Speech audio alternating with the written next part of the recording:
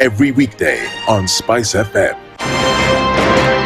We look at the utterances of leaders who are aligned to broad-based, who are initially in ODM. We thought they stand for something. Now they've been exposed. Because we are a third world country, we are poor. And not because we don't have resources, but we have been robbed senseless.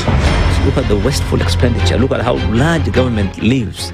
And we've said this is something that can be controlled. It happens in many other countries. Internally, we used to stand and tell him, boss, hii kitu ni mbaya.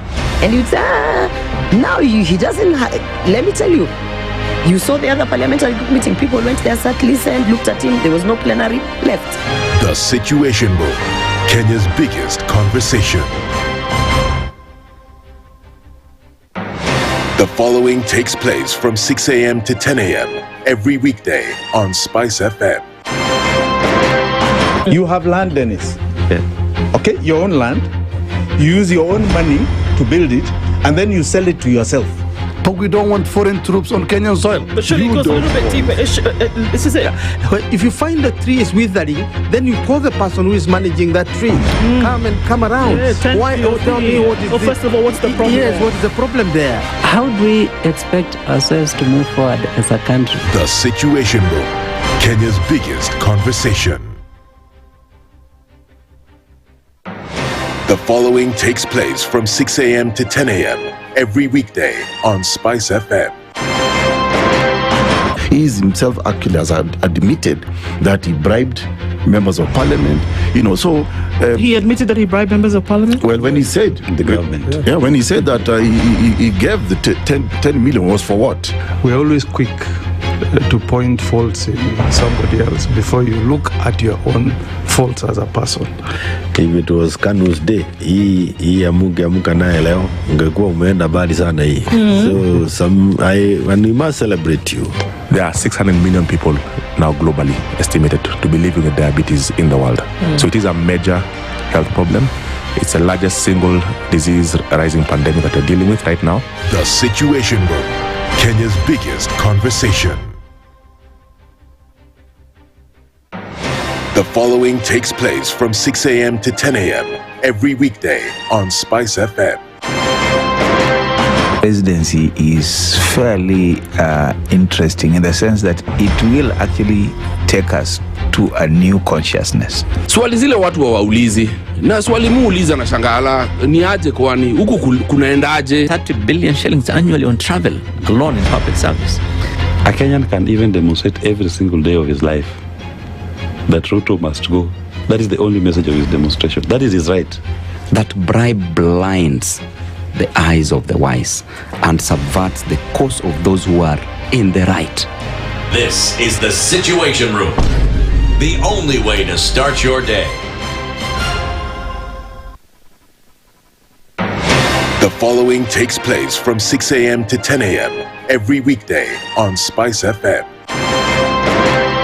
SRC's mandate is constitutional. It's not an advice. It's actually something you must do. Like now, he abandoned, of course, the narrative of wheelbarrow, Mutomjengo, Mamamboga, and all those, that rosy narrative. Your expenditure is 3.3 trillion, and you're collecting only 2.5.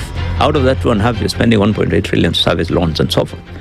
That the CDF kit, it's itself a symptom of corruption. This is the Situation Room, the only way to start your day.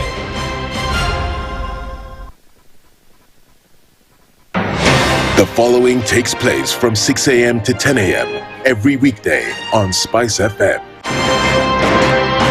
I am also a publicly elected official. Okay. My salary is paid by your taxes. Yes. So if you need me to answer questions, we will not run away from you. Asante, we will always be here. The government itself is engaging in corrupt practices.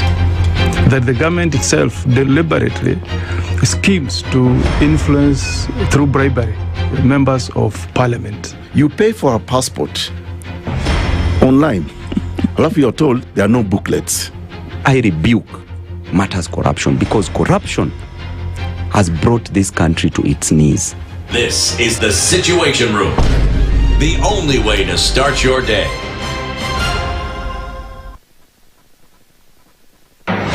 The following takes place from 6 a.m. to 10 a.m. every weekday on SpiceFM. members of parliament, they go to settle, they're just promised, they get given tea, mandazi, and 100,000. That's not development. External borrowing, 589 billion. Are we on the same page? What did parliament pass? If anything happened to our president today, God forbid, that man would become president. Na ndio alilenga hizo stories za Shakahola. The real thing is our constitution has only one person who is accountable to us. This is the Situation Room, the only way to start your day.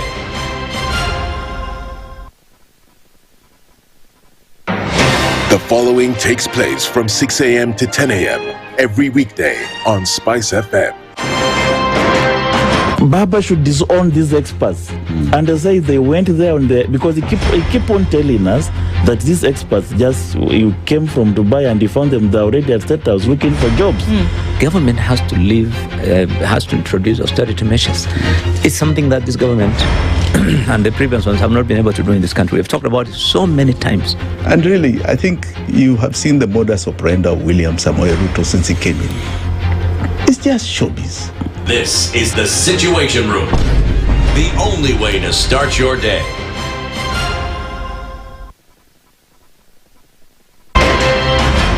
In this country, 6 families and 8,000 Kenyans control 90% of the GDP. We are not a country. We are a plantation. We work for Ruto.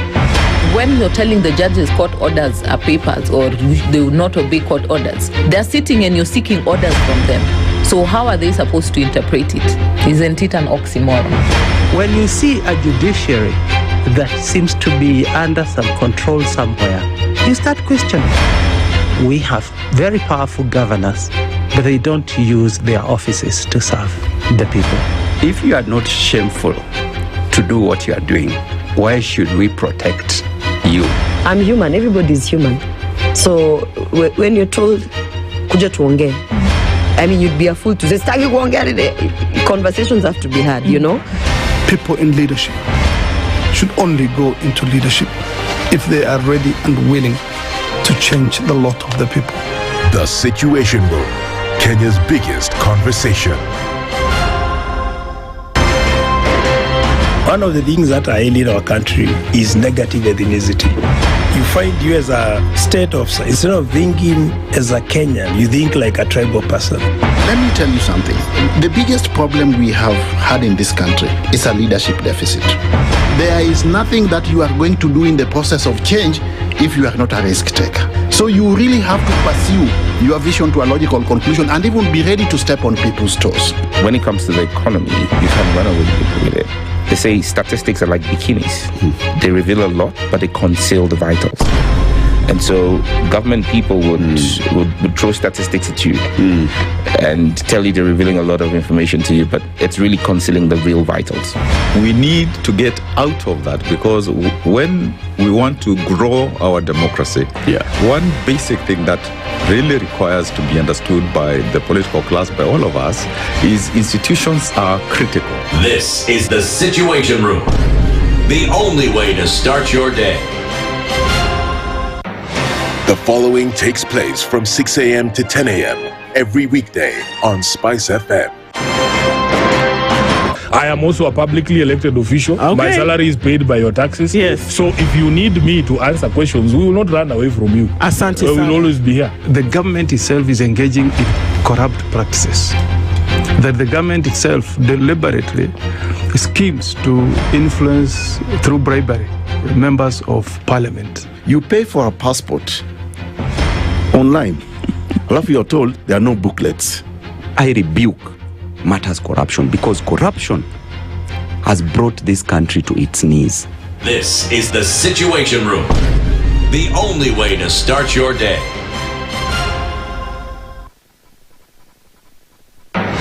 The following takes place from 6 a.m. to 10 a.m. every weekday on SpiceFM.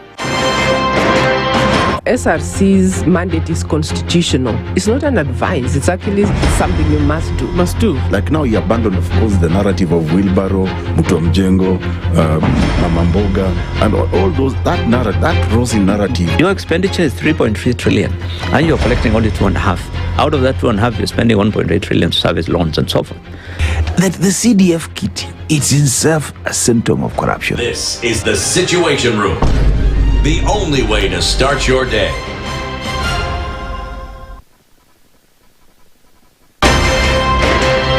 If we just gloss over issues and hope that time heals, then we might find that in generations to come, we might be back at the same situation. And the whole thing is born of stolen elections. Spice. When it comes to the decisions you make, you must be independent. There's no way you can allow one institution to dictate to you how you're going to conduct your operations, how you're going to decide cases. It's a no. When you weaken the institution to the point where they cannot take action, then you realize that politicians have to come up and now start dealing with the issues. That conversation has to die. Our politicians do not like the hard stuff. We must insist on the path of doing things right, whether popular or unpopular. Money changes hands. That is mature, intelligent talk every morning. Spice up yourself.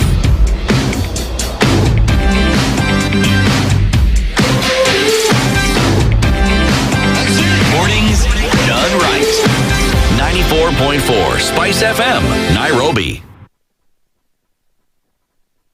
Hey, thanks for watching KTN. Remember, today is the 8th day of the week, also known as the 25th day of June, the anniversary, the second anniversary of the demonstrations that saw Kenyans go to the streets, as well as tell Parliament to get rid of the Finance Bill 2024. My name is Dennis Aseto, and in here we have Nduh Okoh as your Kabundu. How are you, Mama? Good morning. You How well? you doing? First of all, we start by happy birthday to you. Happy birthday to you. Happy birthday, dear Nduh. Happy birthday to you. Thank you. Happy very 18th much. birthday, Mama. Yeah, 18 is a lovely year. It's a lovely year. Asante sana. Yeah, as well as we have Josphat Kamanya, who is as well here as a guest host in making sure that we are able to go through the demonstrations. Just Joe, good morning. Morning to you. I love the flag. Yes, today is the day. Today is the day, yeah? Right. Yeah. Remember, this is a special coverage of the same, of the commemoration, the anniversary of the demonstrations in 2024 that saw Kenyans go to the street against the finance bill then. But remember, this is the Situation Room, and we are doing things a little bit differently. Nduh. Indeed, yes, we are this morning. And we're looking at a situation where the 25th of June, 2 years ago, was a day that changed Kenya. We're seeing some of those in the headlines this morning. This is a Situation Room. We're looking into that. Hope everybody's doing okay this morning. And as we even get into the show today, again, we'll then be able to look through different parts of the city and parts of the country and find out exactly what's going on. But apart from that, it's a day to remember. It's a day to remember, and it's also a day to commemorate some of the things for which many people say have not been resolved in terms of justice, that there's still many questions about what ought to happen. So this is a special coverage here at KTN, also simulcast on SpiceFM. We continue with the Situation Room, and we can see you streaming in. Our live streams continue to be up. We're here on KTN. Our live streams are on YouTube, on Facebook, and on X as well. So we're looking into some of those situations. Let's tell you also what we'll be talking about today and how we'll be looking into some of these conversations, right? So we will have, at 7 o'clock, we'll start to talk about some of these Gen Z commemoration, the protection of human rights. George Morara will join us at 7 o'clock, and then we'll also commemorate again, and we'll talk about some of the things that ought to be in place. Former LSK President Nelson Havi will join us at 8 o'clock, and then at 9 o'clock again into the Gen Z commemoration, Byron Adera and Anthony Wambogo, who are safety and security experts, as well as the chair of the Kitengela Business Owners, will join us at that hour for us to then be able to look into what really this means, the different spots where we're already seeing that they may be trouble spots. We're waking up this morning to checks in different parts of the city, from Mombasa Road coming in from Kitengela, and also then on the other side of things coming in from Nyayo Stadium into the CBD. Seems very difficult to then be able to get into already. There are many checks happening in different parts of the country as well. So these are things that we're going to be looking into through this morning, and we'll get into it proper. Before we then see what's happening in the headlines today, we're still going to look into our proverb and see what the proverb has. Yes, and you see, the proverb today comes from this beautiful country called Kenya. And today is the 2nd anniversary. And as well, we added a new day, the 8th day of the week as well, you know. Yeah, it's the 8th day. 8th day, you know, if you talk about, Kenya has, is the 8th wonder or the 7th wonder?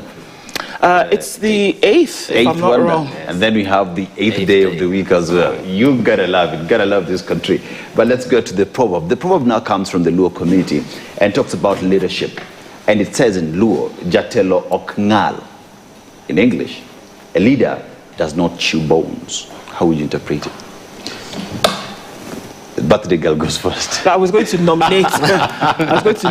Joe. A leader does not chew bones. Yeah. Well, you know what? Where I come from, the sweetest part of this whole thing is the juice you get out of the bone. So the leader might eat the meat. It's the maybe most boring part. They have to go through the mundane, making sure that you then leave the bone for everybody else to then suck the juice out of. So I probably see it the opposite. That's how my brain is working today. Joe? On the 8th day. Oh, wow. Yes. On this 8th day, a leader does not chew bones. I think I'll take it to mean that a leader, there is some legwork that the leader must not do because you have people that should be able to do that. I would interpret that to mean delegate, you know, much as you can do it perhaps, you have the grit, but you let other people do it. Also remember how we put it in other areas that don't wipe the bone clean because of the home, you know, the dogs, Bosco. You know, don't take it all, don't suck it all in, leave some for others. Yeah, I think I'm gonna go with what Nduh said, that you know, the juiciest part of the bone, then the leader should lead with humility, where he understands that he has to do the tough job of making sure that the cow is slaughtered, you know, the meat has been separated. Then he removes actually the meat outside the bone and ensures that the citizenry enjoys the sweet things that comes with leadership. So in short, what this proverb says is those in high positions should lead with humility. Lead with humility. Imefika nyumbani? I need you to say that again. Yeah, those in high positions, leaders in positions of authority, donated to by the people, should lead with what? With humility. Okay. Sawa. Interesting to see how our guests will interpret that today. Very, very interesting, and we'll look into that today as we get into it. But let's take a moment to say hello to everybody who's tuning in this morning. It's a day that we've been, you know, looking forward to, but also looking to in terms of then what, you know, the temperature will be. And so we know that you're tuning in from different parts of the country as well as different parts of the world this morning to then have an opportunity to look into it. It's been reported from different sectors to then be able to get a feeling of an understanding of what then people really are feeling and what will happen today. Drift Session is tuned in this morning. A very good morning to you. And you say, welcome to the 8th day of the week is what you've told us. A minute of silence in memoriam. Happy Remembrance Day to our fallen heroes, named and unnamed. Kimiak says, good morning. May the souls of our fallen comrades rest in eternal peace, even as we pursue justice. In other news, do you people know who Herman Kamaraki is? Yes, we do. Yes. Herman Kamaraki is a reporter with the Standard Group. Flowers to you, because nothing good will come out of Ruto's regime. Kimiak, good morning to you. Yeah. Nyakundi Emmanuel says, good morning. Good morning to the injectors. We are proud of you. Add more medicine. Okay, well, Dennis Aseto has his syringe ready to go. Let's go. Irene Iregiwajo, he says, good morning, people. I'm ready for the daily dose watching from Mombasa. You're tuning from Mombasa this morning. Tips Muge says, good morning, Spice team. Stay safe and hydrated. Henry Acceptor says, good morning, SpiceFM. Leo Tuko Makumbusho, let's maintain peace. Mungumbele, that's for sure. Yes, SpiceFM and from KTN studios this morning. Apparently the president had discovered an extra day the rest of us hadn't any idea about, and neither had we budgeted for it. While we struggle to make ends meet 7 days a week, he squeezes an 8th day into the economy. Isaac Ali, I'm not surprised that's come from you. Jimmy Monoli says, good morning. My prayer is that there will be no deaths, no injury, and just be a commemoration day. The government must not go to war with its citizens. Beatrice is watching from Dallas in Texas and says, good morning. Robert Mboko says, good morning from Mombasa as well. Luhimbo says, good morning. Nduh tuning in from Dar es Salaam. Given statements by some leaders in power, I personally suggest that young people and other demonstrators should channel that vigor into elections. I mean, that's the call for people and saying, take that energy, turn that inertia into, something that will yield you an actual result. True. Cliff Sunday says, good morning, Team Spice.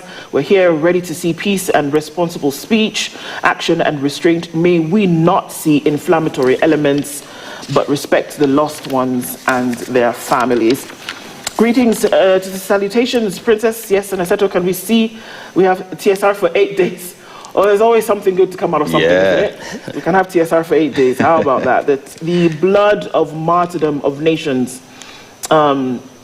heroes, is a seed that only demands justice, accountability, and the in the affairs of the nation.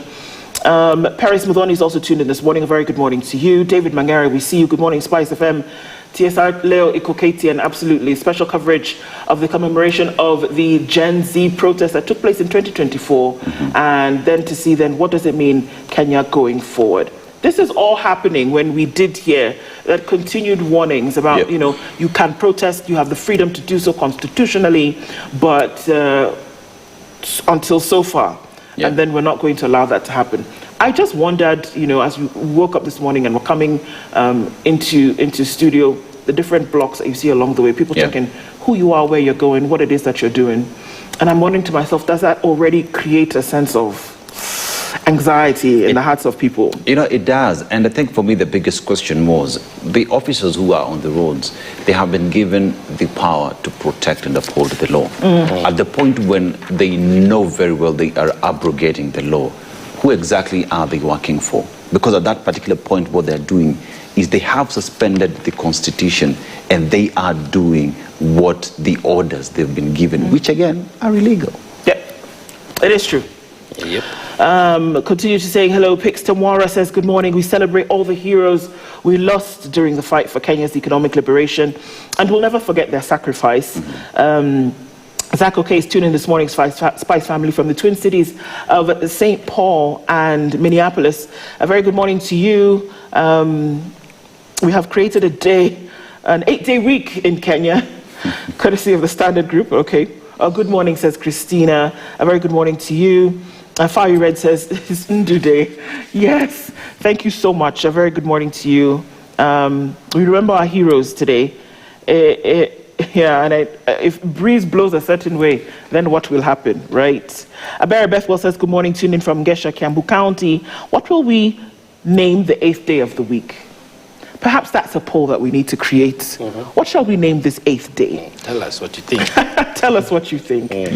Thank you very much for the birthday wishes. Kiari Peter is tuning this morning, and thank you so much. And you say, stay silent. Even when triggered, it's a superpower. You will win 99% of your battles through silence and observation. Drift Session, thank you so much. A very good morning to you. David Mangera, blessed you too. Amen and amen to those blessings. Thank you so much, Eric Mutiso. And as you guys continue to stream into the room this morning, we see you. Stop the press. Actually, yes, Mutuflani, very good morning to you. In this case, do we stop the press? But yes, thank you so much. And Raskodur, we see you. Good morning. And a very good morning to you, Eddie, as well. Everybody who's streaming into the room this morning, very, very grateful for those messages this morning. Thank you very much for that. Just it's so special to remember that. And it's kind of mixed feelings on this day when all of these things are happening at the same time, but really do appreciate all of that. So thank you very much. And we can see you guys all coming into the room this morning, Asante Sana. And I think that just the resilience of the people of Kenya to say, you know what, this happened. It was a horrible thing that 60 plus people died on one day because they were raising their voices to then be able to say, look, can we have a better, country? Can we do things better? Can we reduce corruption? Can we make sure that the rule of law and the Constitution is first, and that they died, but that people still are saying there is hope. We can do better, and that you insist on doing better. And I think that's a beautiful thing, that we can continue to be in that space. Yeah, and you see, it's not just a call of something that happened. It's not just a mere commemoration. It was the beginning of an end to impunity, an end to austerity, an end to tax injustice. And people were calling for uphold the rule of the law. We are a country led by the Constitution. But you see, as you rightly put it, sometimes we suspend the Constitution. So this was the beginning of our economic liberation. In my opinion, these are our economic heroes. Everybody who lost a life, recorded or not, those are economic heroes. And there is no harm, there is no wrong in us as a country, whether we are friends or family members, coming out today in large numbers and paying respect to the blood that was shed. The flag, the Kenyan flag that we pride ourselves in, the red color means the blood that was shed for us to have our freedom. Our freedom to just move from one place and remove the shackles of colonization. That continues to happen. A second liberation also transpired. Now we're in the third economic liberation. Blood has been shed. Enough must be enough. No more bloodshed. Let us now experience the transformation that we want. So today, we all stand in solidarity on this 8th day, without any manipulation, with proper compliance to our constitution, and say, rest in power, our economic heroes. Yes. Yeah, I know we're about to take a break. We look at the weather and traffic as well at the moment. And as we do that, we need to just remind you of how the situation is on the roads as we speak at the moment. The situation on the road, pretty much the roads are clear, whether you're looking at Mombasa Road, that is around Imara Daima, and things are moving swiftly. Pretty much one would say nothing is really moving because many people are unable to access the roads due to the various blockades that we see. Just to remind you that there is a blockade around Madaraka roundabout that is along Langata Road, and you cannot access that as you headed to the CBD. I'm also well informed and do that there is another blockade that is being seen around Mombasa Road as well. Yeah, so coming in from that entire Mlolongo area, then coming through towards just past the airport junction, there is a spot check, there's a security check there, and so that's holding up traffic as you're coming in, then inbound to the city. And so there's, of course, the police there just trying to find out who's going where, I guess. So we know that that's going to slow things down for anybody who's going into the city. Coming off a Thika Superhighway also, traffic is moving, I mean, uncharacteristically so, that it's not going to be business as usual, that we see fewer vehicles on the road already, and it looks like it's going to be that kind of day. So far, we also see coming off in different parts of the Thika Superhighway. That's where we'll say we'll take a quick break right now, and we'll come back after this and continue, and we'll look into the headlines. Stay with us. Traffic update was brought to you by Chloride Oxide. Wherever the road takes you these days, stay powered by Chloride Oxide. Get total peace of mind on the highway with the premium Oxide battery range backed by a rock-solid 18-month manufacturer's warranty. Chloride Oxide, inside from Chloride Oxide. In this country, 6 families and 8,000 Kenyans control 90% of the GDP. We are not a country. We are a plantation. We work for Ruto. When you're telling the judges court orders are papers or they will not obey court orders, they're sitting and you're seeking orders from them. So how are they supposed to interpret it? Isn't it an oxymoron? When you see a judiciary that seems to be under some control somewhere, you start questioning. We have very powerful governors, but they don't use their offices to serve the people. If you are not shameful to do what you are doing, why should we protect you? I'm human. Everybody's human. So when you're told, kuja tuongee, I mean, you'd be a fool to say, staki kuongea. Conversations have to be had, you know? People in leadership should only go into leadership if they are ready and willing to change the lot of the people. The Situation Room, Kenya's biggest conversation. The following takes place from 6 a.m. to 10 a.m. every weekday on SpiceFM. Parliament has got powers. Let me break it down. The National Assembly can initiate an impeachment of the president. This same National Assembly. Yes. That's our constitution. This is just a continuation of the previous administration, which Ruto was part of. President Uhuru himself openly said that we're losing 2 billion daily. Daily. I mean, come on. Are you saying that we don't have a central bank? If we look at Kenya, both public-private sector, that figure is ranging between 30 to 40%, right? I think it's clear that the government of Kenya is living beyond its means. This is the Situation Room, the only way to start your day.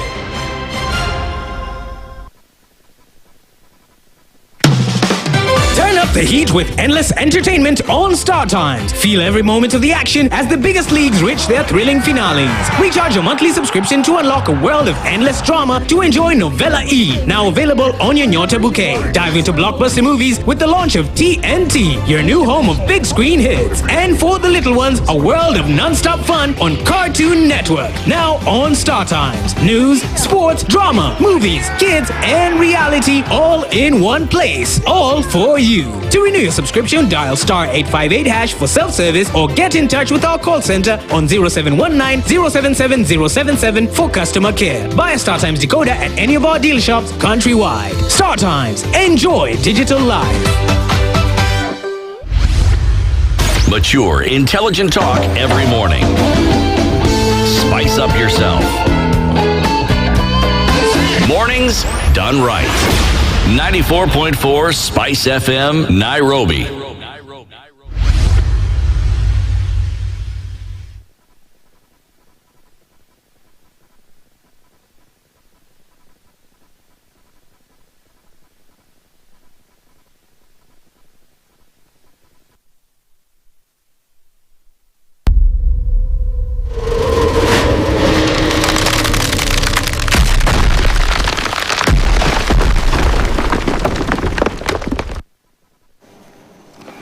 Welcome back, and thank you for staying with us. We continue with our special coverage of this day, June 25th, 2026. 2 years since the Gen Z protests that took place, and because of that, Kenya then was on the precipice of a change. And many would say that a lot of those changes that they looked for didn't happen. This is the Situation Room, and here on KTN, as well as on SpiceFM, we're going to look into the headlines now and see what is making the news. Kenya's bold newspaper, The Standard. Gen Z's second anniversary. Our heroes, the pictures of the people whose lives were lost in this fight. And we call them by name for them to be remembered. Their names are there on the front page of The Standard. And it goes on to the back page. Rest in peace. Those are the things that we say about our heroes today. We're looking into some more pages. In The Standard today on page 2, Murkomen contradicts police on demos. Traders appeal for peace. Headlines in that story. Nairobi Regional Police Commander Issa Mohammed said the protests were illegal because they had not been notified. But Interior Cabinet Secretary said police had received notification of a plan to hold the demos. So, which is which? You want to ask the question then, which is which? What's happening? I tell you what happened. Well, somebody was told something, that's for sure. You see, when you have a body, right, there is the head and the neck. Yes. In this situation, the head is on the right, the neck is on the left. They are not going. They are not coming together. No. Somebody was told something, that's for sure. Yeah. So they've been called demonstration. There's a commemoration. There will be march to where there's something. But in all of this, the business community is saying, can we just make sure that it's peaceful? Yeah. Parents of the youth killed in the 2024 protests are saying too little, too late. Especially when it comes to compensation. We're hearing that it's about 3 million shillings that these families are being given. Flags, flowers to mark Gen Z protest day events. Flags and flowers, not wielding weapons or anything like that, but flags and flowers coming in peace. Abductees recall ordeals, tortured but unbroken. I think it's interesting that this story plays out today because we did see that certain people, from the morning when, the questions about who wanted to come out and protest on the 25th, then were either visited we had confirmation of certain people arrested yesterday, and the question then is for what? I mean, we're supposed to have an individual in studio. He couldn't make it because officers were outside his house. Sent us videos through the day to continue letting us know that he couldn't make it out of his house. We don't know then what happened later on in the day. But then we saw, folks like Bob Njagi arrested in Kitengela. And it continues. Gen Z martyrs who march for change paid with their dear lives. That's a story that we'll continue to highlight. And plights of hundreds of Gen Z protesters languishing in jail. It still continues that there are some people who are still in jail because of these protests. And that's the story we're looking to. State starts payout for victims of protest-related rights violation, the 3 million shillings that we had talked about.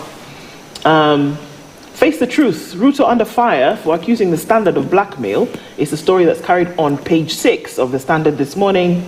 And of course, there was that whole back and forth yesterday of who did what or who didn't do the other thing. And we were granted an 8-day week. So, yay for that. TSC explains higher pay AYE deductions in June pay, what they want to then be able to do with that. The Teacher Service Commission says the higher pay as you earn deductions in June salaries resulted from a correction of payroll systems annually. So every year they have to, tweak a little bit here and there. The clarification comes after widespread complaints from teachers who noticed that their pay had reduced and they had to go to social media before TSC now said, oh, we've gone to social media, let's explain to you exactly what has happened. Fun. You have an anomaly. Who's the accounting officer? It's like yesterday we were being told it was a tagging error. Yeah. So we also have that at TSC. Now you have to come later, deduct more, then explain. Why don't you explain first to the teachers, then go deduct? You would imagine that if it's a yearly thing that happens, because you know how you have like every now and then the sun phenomenon where now you go back about 10 minutes, it's expected that it's going to happen. In a case like this, you don't have gremlins in your accounting system. It should be somebody who's sorting things out. Victims, kin and survivors to lead vigil in Kisumu. That is happening in a different part of the country, obviously as well. And looking into other pages then and seeing what's making the news. How DIG Lagat became the face of the Gen Z crackdown, linked directly to what happened with Albert Ojwang. He was arrested following a complaint by the DIG over social media posts. He died in police custody. And so an autopsy concluded he had been tortured and strangled. What was then done with that information? Your guess is as good as mine in terms of what's going to happen as concerns the case. I mean, let's just call it what it is. One of the most idiotic explanations ever given on how someone died in a police cell. He ran straight to a wall. Several times. Hit his head. And several times in order to bring death. I mean, it's the same thing as Robert Okoh, who shot himself and then doused himself with petrol. Doused himself with acid and lit himself up. Same way people are abducting themselves in 2024. And same way. Kind of the same way. So the ODPP has decided to prefer murder charges, 16 murder charges against these 9 girls. So of course, when you look into that, you understand that there are different classes and that more than one girl will get more than one charge. Do you understand? In terms of what they've been able to find out. Utumishi girls, students face 16 murder charges. 8 of the 9 students of the Utumishi girls linked to the fire that killed fellow learners will be charged with murder in Nairobi tomorrow. Not manslaughter. There's a difference, but murder in this case. Because here, obviously now, according to the ODPP, there looks as though there was an intent to. And so there you see, that's where the difference is. This follows a successful application by the state to have the matter transferred from Naivasha to Nairobi, citing the safety of the students, despite opposition from the families of the victims and the accused. It also emerged that the state dropped charges against one of the girls who was accused of setting a dormitory fire on the 26th of May, which led to the death of 16 students. So 8 of them then get the charges. One of them, the charges have essentially been dropped. Finally, the IEBC has told you that the campaign period will be next year. So for all avoidance of doubt, this period that we are in right now is not campaign period. Just in case anybody was confused. Right. The IEBC now has officially said that, first of all, they've called for security agencies to decisively act on violence indicators. And as the DP leader, Muturi accuses the IEBC of sidelining opposition in key electoral processes. So we are looking at that they have declared that it is the second Tuesday of August that the general election will hold. I believe it is August 11th. 10th, I beg your pardon. And then we will campaign from May. Do you understand? Anything else that happens before then is not campaigning. Let me ask. Let me ask. It's a pre-match. So that means all the campaign that we've been seeing is illegal. No, it's not campaign. It's not campaign. It's not campaign. Do you understand? They'll tell you, they said, if IEBC has said that the campaign does not start until May 2027, all these things that you've been doing before then is not campaigning. It's not campaign. Do you understand? Okay. Okay, I'm going. May 29th to August 7th is when you will campaign. Yes. So everything that you will see before then is not campaign. It's not campaign. So it is just people riding atop vehicles. Riding atop of vehicles, promising launching, and giving new promises, and saying, mukinipigia tena, nikirudi, nitamaliza kazi. That is not campaign. That is not campaign. No, it's not. Because IEBC has said the campaign period is from May 29th to August 7th. Got it? Okay. Got it. Okay. Up on the Tuko. Okay. So, of course, some of the opinion pages and what we're hearing, AI won't turn us away from God. It will draw us even closer to Him. These are the opinion pages from Elias Mukua this morning. Should errant leaders be barred from, learners be barred from exams? These are some of the things that are happening in Kenya's bold newspaper, The Standard. You do want to get yourself a copy of The Standard. We'll do it for 8 days. Over to you. Yeah, so let's go to the Daily Nation. And as you can see, that is the headline that we have on the Daily Nation right there. And it talks about the day that changed Kenya. And what day are we talking about? We're talking about June 25th, 2024, where on that pictorial right there, it is protesters along Kenyatta Avenue in Nairobi during the anti-finance bill demonstrations. That is June 25th, 2024. So it is the second anniversary, and on this day 2 years ago, anti-tax protesters stormed Parliament, forcing the state to shelve the draconian finance bill and dissolve the cabinet. Now, the demo casualties, at least 50 people were killed and dozens injured, most of them by police gunfire in the aftermath of the Gen Z protests that shut down the country. And hurting victims 2 years after uprising, survivors still live with pain and trauma.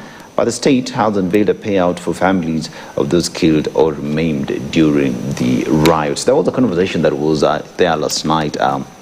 Gotta give flowers to Ian Ketanyi and Bentura Kwamboka for an amazing conversation with the victims, their families, you know, on what must be done. And one thing that was being said is, first of all, the victims and the families have not been contacted, especially those who were there. Only, I think, one gentleman had been contacted, and even then he was raising concern on the amount that has been given to him, because what is being labeled vis-a-vis what the doctors say are two different things, you know. So there is that as well, that is ongoing. And State Assurance Interior CS Kipchumba Murkomen says peaceful and unarmed protesters will be protected by police, but once goons plotting chaos will be punished. Perhaps Mr. Murkomen needs to be told that as you speak at the moment, even peaceful protesters cannot access the CBD because his police officers, the people that he oversees, have blocked the roads. So because he's also a lawyer, a learned fella, understands the Constitution, he was actually also in the Constitution making promise, tell your guys to allow protesters to get to the streets, no? Sinikatiba. I'm assuming you would understand what I'm saying. Yes. Now, June 25th, the day that changed Kenya, that has been well expounded on page 2 and page 3, and here Murkomen vows crackdown on leaders mobilizing protest goons. So he's now saying that the government will crack down on the leaders who are mobilizing goons in the protest. That means that information, just that, he is admitting that he has intelligence on who are the organizers of the goons. So one would hope we see now arrests and people going to court. Yep. Now, how protest derailed Ruto's ambition to raise tax burden. Now, violent anti-tax demos in 2024 scuttled his plans to raise taxes to between 20 to 22% by the time he leaves office. So that is there on page 2. Now, the government steered clear of major new taxes this fiscal year. Now, traders still reeling from 2024 chaos, take precautions, and with that we've seen that businesses actually, there's a high possibility many businesses will not open today because of fear of destruction of property. So that as well, you have to read it in terms of taxes that government will collect today, and that will definitely dip as well. So as we go to page 6, it is victims live with physical and emotional scars. So now, while the demonstrations ended, the consequences of that turbulent period still impact their daily lives. So that is June 2024 protest victim Mini Gadoni as there, who says, as we stood there, 3 police Land Cruisers passed. Officers in the 3rd vehicle were hanging outside, and one of them aimed his gun at me. This is how I was shot. What is she telling you? Exactly.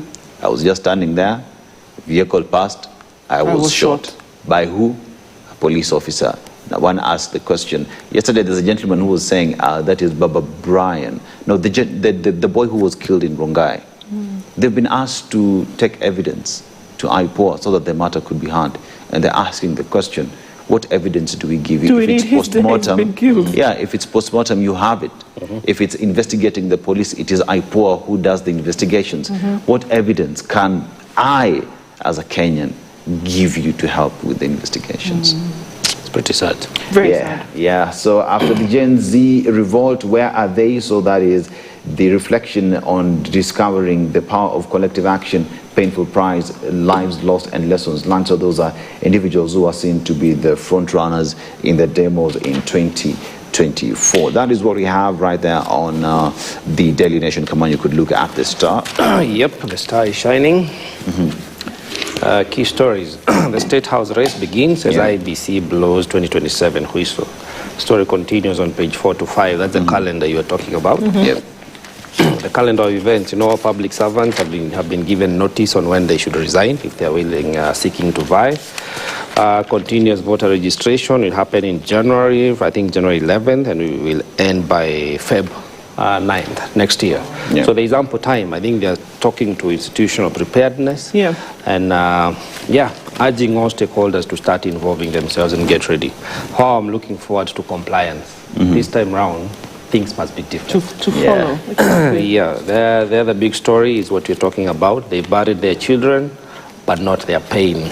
It's about those who have survived, the victims of June 25th. And the story continues. And this is the big story. I mean, not just today, because we've been talking about it weeks towards today. But the story continues. Gen Z families, they buried their kids, but not their pain.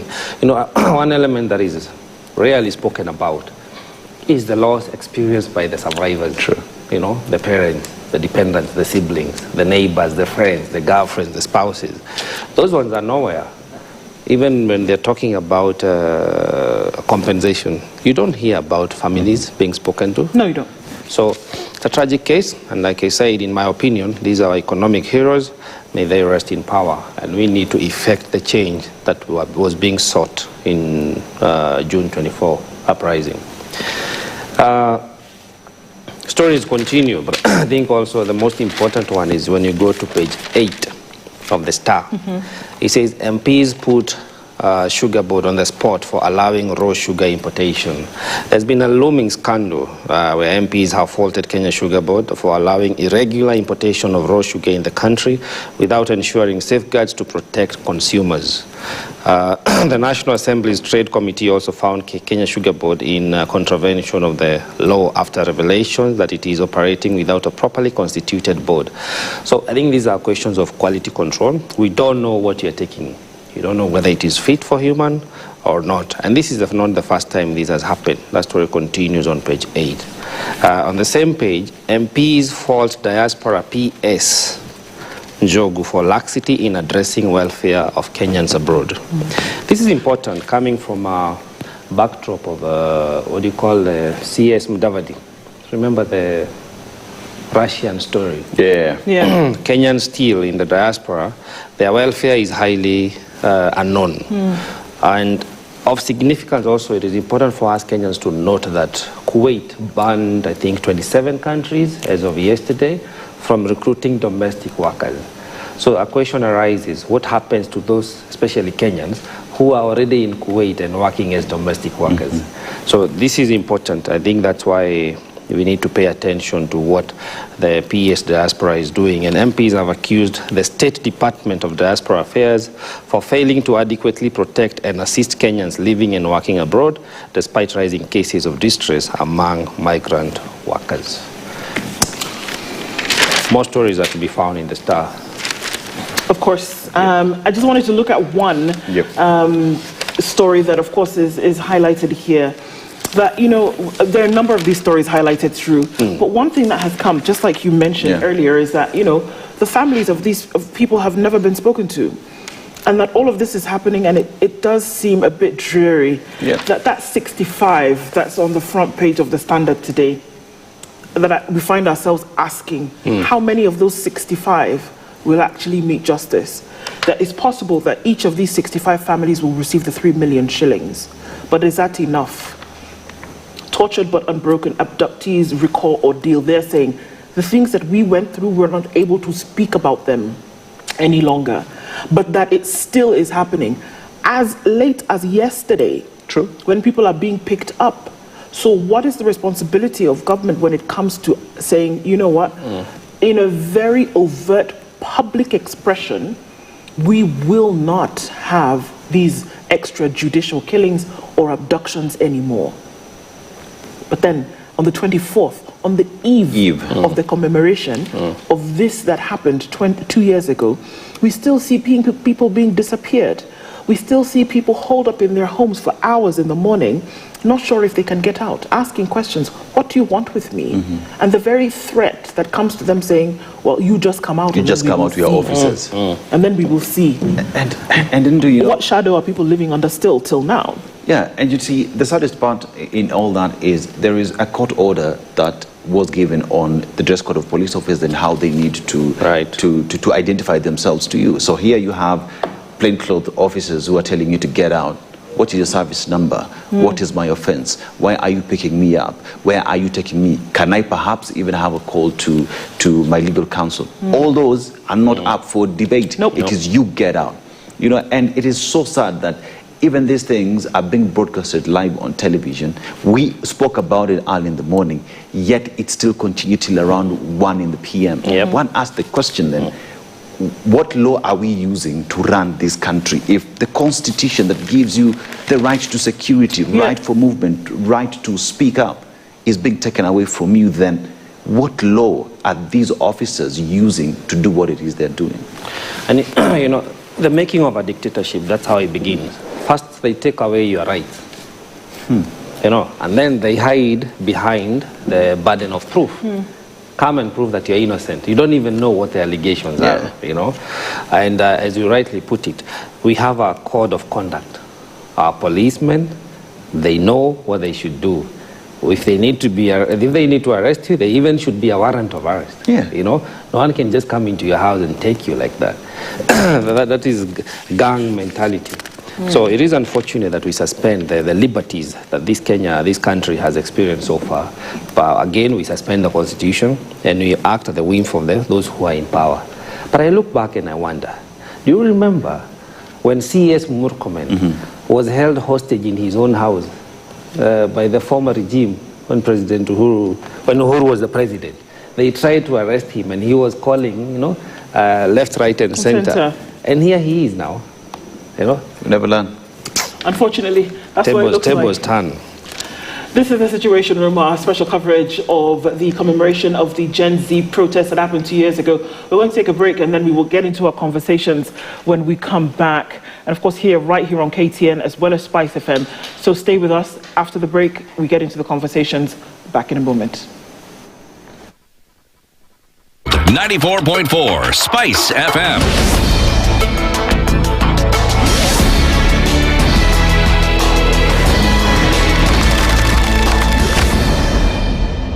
Good morning. This is the News Wire. I'm Leah Ubaga. 8 students linked to the killing of 16 students at the Utumishi Girls Academy in Gilgil will remain in custody until tomorrow, when they'll be arraigned in court on murder charges. The move comes after a Naivasha magistrate court ordered the release of one of the 9 students being investigated in connection with the May 28th incident, following a lack of sufficient evidence directly linking her to the incident. In his ruling, Chief Justice Abdul Kadir Ramadan Lorot ordered the student to be handed over to her parents, immediately after she was cleared of any wrongdoing in the investigation. Now, meanwhile, the Office of the Director of Public Prosecutions, ODPP, said it had approved the charges after reviewing evidence presented by officers from the Department of Criminal Investigation. The case continues to capture national attention, with families of the victims and education stakeholders closely following the court proceedings. Now, in commemoration of the Gen Z protests that are set to take place today, we have a few updates on that. Thika Road around Roysambo area has actually experienced some traffic since around 5 o'clock, and another place that has been affected by this is no vehicles from Magadi Langata Road are being allowed to get into town after police have barricaded the road at Carnival. No public transport is also allowed to go past airport. People headed to GM or town have been forced to walk on foot. Mlolongo has also been closed at the expressway.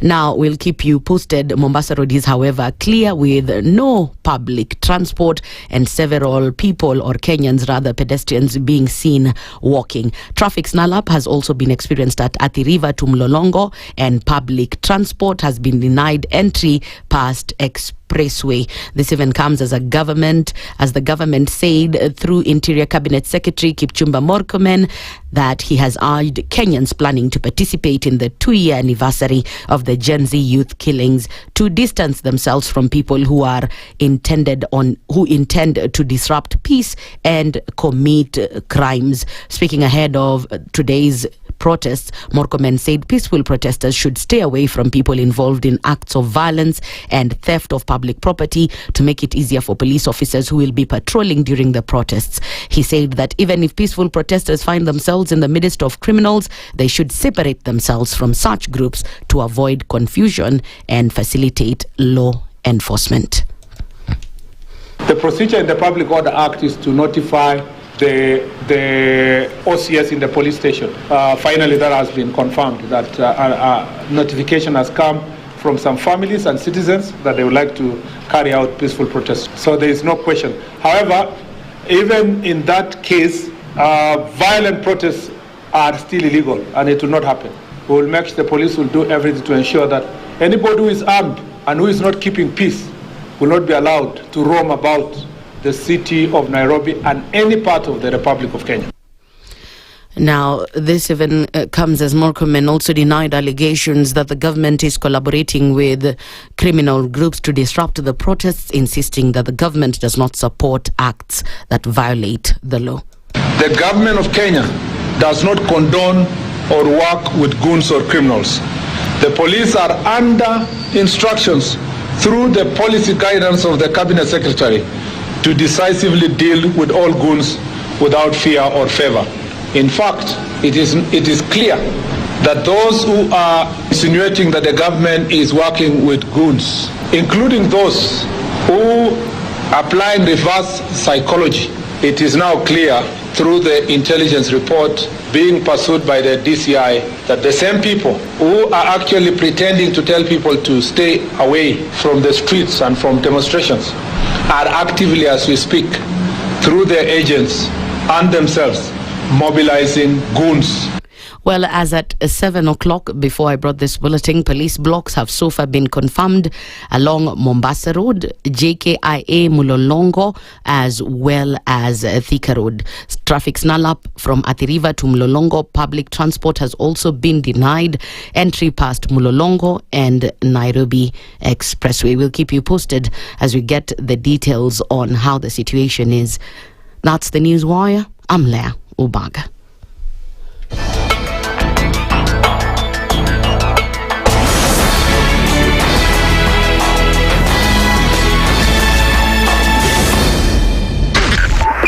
SpiceFM, Nakuru. The following takes place from 6 a.m. to 10 a.m. every weekday on SpiceFM. Every time he kept on saying he wants a vibrant opposition. How does it make sense that public money has been used already and then they dare to sell it back to you? Why are they not giving them for free? That's how broken we are. That's how broken we are. They are being sent home now for fees. They're going to fail to prepare. We are compromising the futures of these children. This is the Situation Room, the only way to start your day. The following takes place from 6 a.m. to 10 a.m. every weekday on SpiceFM. Parliament has got powers. Let me break it down. The National Assembly can initiate an impeachment of the president. This same National Assembly. Yes. That's our constitution. Because this is just a continuation of the previous administration, which Ruto was part of. President Uhuru himself openly said that we're losing 2 billion daily. Daily. I mean, come on. Are you saying that we don't have a central bank? If we look at Kenya, both public-private sector, that figure is ranging between 30 to 40%, right? I think it's clear that the government of Kenya is living beyond its means. This is the Situation Room, the only way to start your day.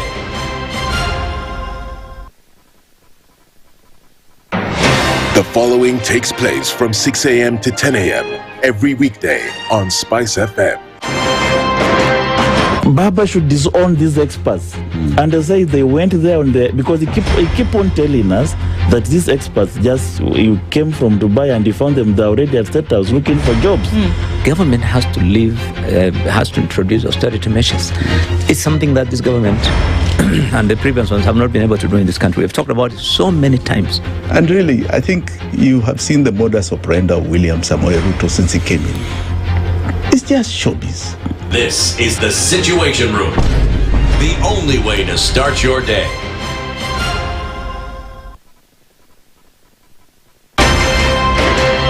If we just gloss over issues and hope that time heals, then we might find that in generations to come, we might be back at the same situation. And the whole thing is born of stolen elections. Spice. When it comes to the decisions you make, you must be independent.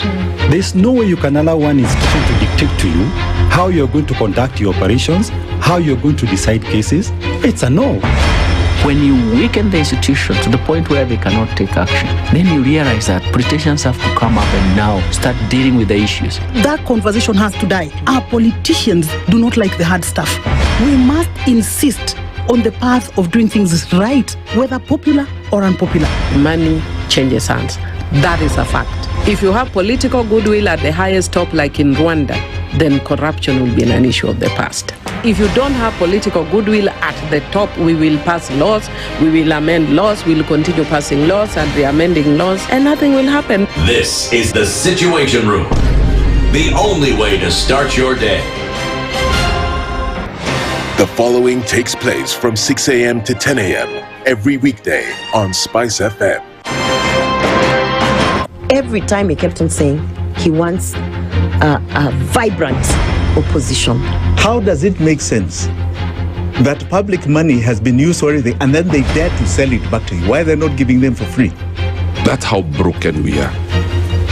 That's how broken we are. They are being sent home now for fees. They're going to fail to prepare. We are compromising the futures of these children. This is the Situation Room, the only way to start your day. The following takes place from 6 a.m. to 10 a.m. every weekday on SpiceFM. SRC's mandate is constitutional. It's not an advice. It's actually something you must do. Like now you abandon, of course, the narrative of Wheelbarrow, Mutomjengo, Mamamboga, and all those, that rosy narrative. Your expenditure is 3.3 trillion and you're collecting only 2.5. Out of that 2.5, you're spending 1.8 trillion to service loans and so forth. That the CDF kit is itself a symptom of corruption. This is the Situation Room, the only way to start your day.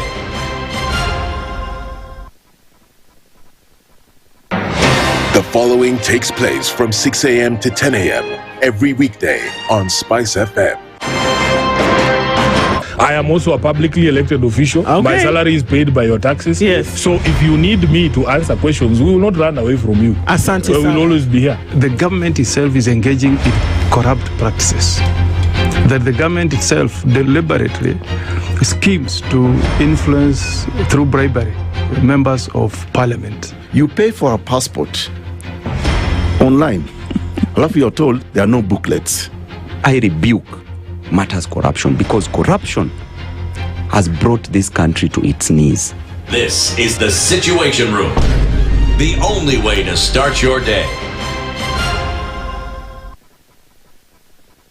So many forward here. Titles are on the line. Rivalries are at their peak. This is the final stretch where legends rise and champions are made. From the Saudi League to the Bundesliga and La Liga. Recharge your monthly subscription today to feel the pressure, feel the passion, feel the game. Every pass, every goal, every moment matters. Don't miss a moment. Renew your subscription and stay in the game. To renew your subscription, dial *858# for self-service or get in touch with our call center on 0719 077 077 for customer care. Buy a StarTimes decoder at any of our dealer shops countrywide. Download the StarTimes On app to enjoy all your favorite shows and stream live channels on the move. StarTimes. Enjoy digital life.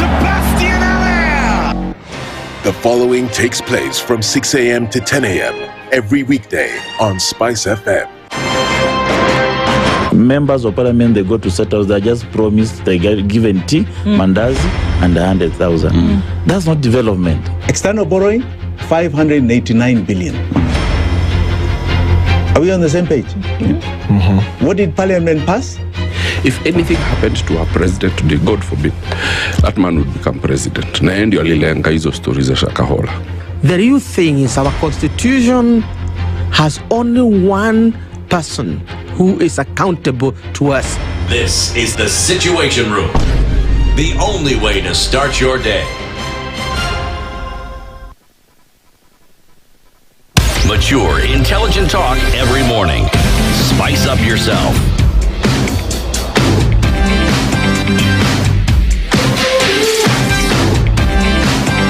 Mornings done right.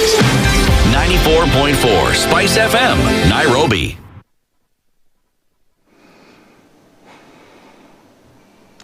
All right, you're watching a very special coverage and continuance of the commemoration of the Gen Z protests that took place 2 years ago. This is the Situation Room on KTN, as well as on Spice FM this morning. Dennis Aseto, Nduh, and Joe Kamanya with you today as we look into some of these matters. So thank you for keeping it here, KTN, as we look into this. Of course, we saw earlier what the roads are looking like, and that there seems to be some anxiety in the air. That there are very many roadblocks in different parts of the city because of the fact that there is, security checks. We see some coming out of Roysambu. We see some also coming off of around the Mlolongo area and touching on Mombasa Road. There are some also right around Kibra, and then trying to get into the city. There is a spot check for most of the situation this morning. Many of those vehicles are being allowed to come through. We don't know what it's going to look like later in the morning, but we're going to be following up. And at some point through this, we will be talking with different KTN reporters who are in different parts of the city to get a bit of an update from them in terms of what's happening. So thank you for being here this morning as we do. At this point, we're going to get into a conversation around the Gen Z commemoration and the protection of human rights. The brand new executive director of Amnesty International is George Morara, and he's here with us this morning. George, good morning. Very well, thank you so much. Good morning to you. Thank you for having me. Thank you for being here today. And even as we get into some of these conversations and try to figure out for another go what the protection of human rights actually does mean. Dennis goes around the African country, the African continent, which you may know, comes back with a different proverb every day from a different country. He'd love to share that with you, and we'd love to get your interpretation of it. The country we're in today is a very interesting country. You know why? On the first day, God said, let there be light. And there was light. Absolutely. And on the 8th day, God said, let there be Kenya. And there was Kenya. Yeah? You know, and Kenya has a lot of many 8s because there's also the 8th wonder. So you talk about the wild beast migration. You know, Kenya loves 8s, as well as the fact that, again, the election will take place on the 8th month. Kenya loves 8s. You just gotta love it. You know, but it's a beautiful country because look at its people and resilience, you know. The constitution, the highest law in the land. Kenyans follow it, but you have a bunch who think they are above the law. But that notwithstanding, the judiciary as well has continued to show that finally there is something that can be done. We saw recently what happened with the cabinet secretary for health. But let's go to the proverb. It comes from the Luo community. I'll say it in Luo, then translate it in English. Jatelo okngal, that is in Luo. But in English, a leader does not chew bones. How would you interpret it? What do you think the Luos are saying? In most cases, we associate bones with toughness. There are those ones who think that the bones are the sweet part of it, the bone marrow. I know from the community I come from, which you and your neighbors, if you wanted to keep the young people busy, when you're serving meat, you give them the bony part, so they continue gnawing at it as they're having the juicy parts of it. So, well, a leader for me would always settle for the juicy parts of the bargain. And yeah, that's my interpretation, that a leader, an elder, doesn't really stick with the bones. So he's always, he's been here long enough to know when you're throwing him a bone and the parts of the meat that is called minovu, the softer parts. So, yeah.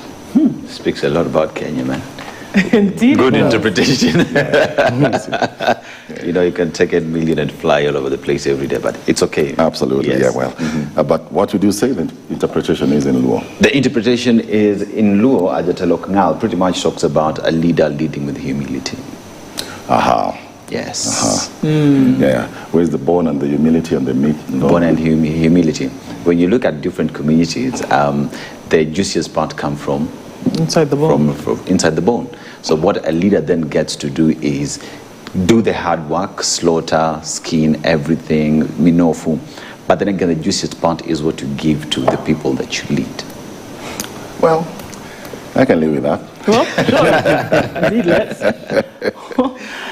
This amorphous thing called human rights, it seems to be amorphous for a lot of people, because we talk about things like, well, my rights end where yours begin, mine begin where yours end. But one thing that Kenyans have been guaranteed under the Constitution, whether it's practiced or not, is that there will be the honoring of human rights. From your perspective, what exactly does that mean? Well, human rights mean and have always meant one thing, that there are certain entitlements we enjoy by virtue of just being human.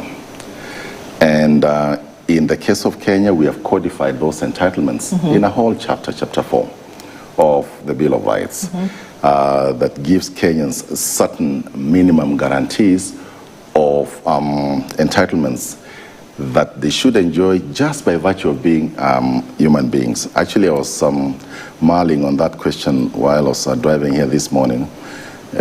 Say, if human beings were conditioned, because we are born with those conditions, we start carrying those human rights. Before we were born into this world with those human rights. And when we're in this world, we live those human rights. So human rights, like you rightly say, though sometimes they're not practiced, they're not observed, but they don't go away. They are our inherent entitlements. And in the case of Kenya, they have been codified in Chapter 4 of the Constitution. And just in the context of what we are talking about today, in the context of memorializing the Gen Zs, I've had some leaders try to invoke some decrees that come from a position whereby they think they have the ability and the powers to take away human rights. But again, like I said, human rights are those entitlements that we've given ourselves. And in this country, we've said, especially under Article 19, sub-Article 3 of the Constitution, we enjoy those rights, not because the state gives those rights to us, but we enjoy them because we're entitled to those rights. So, as an initial remark, let me just say human rights, whether the state observes them or not, remain. And when they are violated, then we, the people, the defenders of that space, come in to ensure that they are actually restored. But aren't they not actually activated when they are respected and observed? Is that not now when we say these rights can be activated? Because, I mean, I could have a mug, but unless I do something with it, then it's useless. We can talk about them being there, that whether you respect them or not, they don't disappear. That's understood. But look at what we're looking at now. 65 people. We're commemorating their death. Another 27 the year after, commemorating their death. We're not even counting the number of people who are missing, who went missing under the promise that these things would come to an end. So can you really say you have human rights if you are observing human rights, if you've not activated the position under which then they can actually be observed? Of course, you're absolutely right. You can't say you have a human rights if you can't enjoy them, because then they just become a declaration of intent. But human rights should be our lived realities. And you're taking me into Human Rights 101. When you're talking about Human Rights 101, we have two sets of people. We have those ones whose duty and responsibility is to ensure that they protect human rights, they fulfill human rights, they promote human rights. Those are the duty bearers, the state officers, the police, the people in positions of power. We call those ones the duty bearers.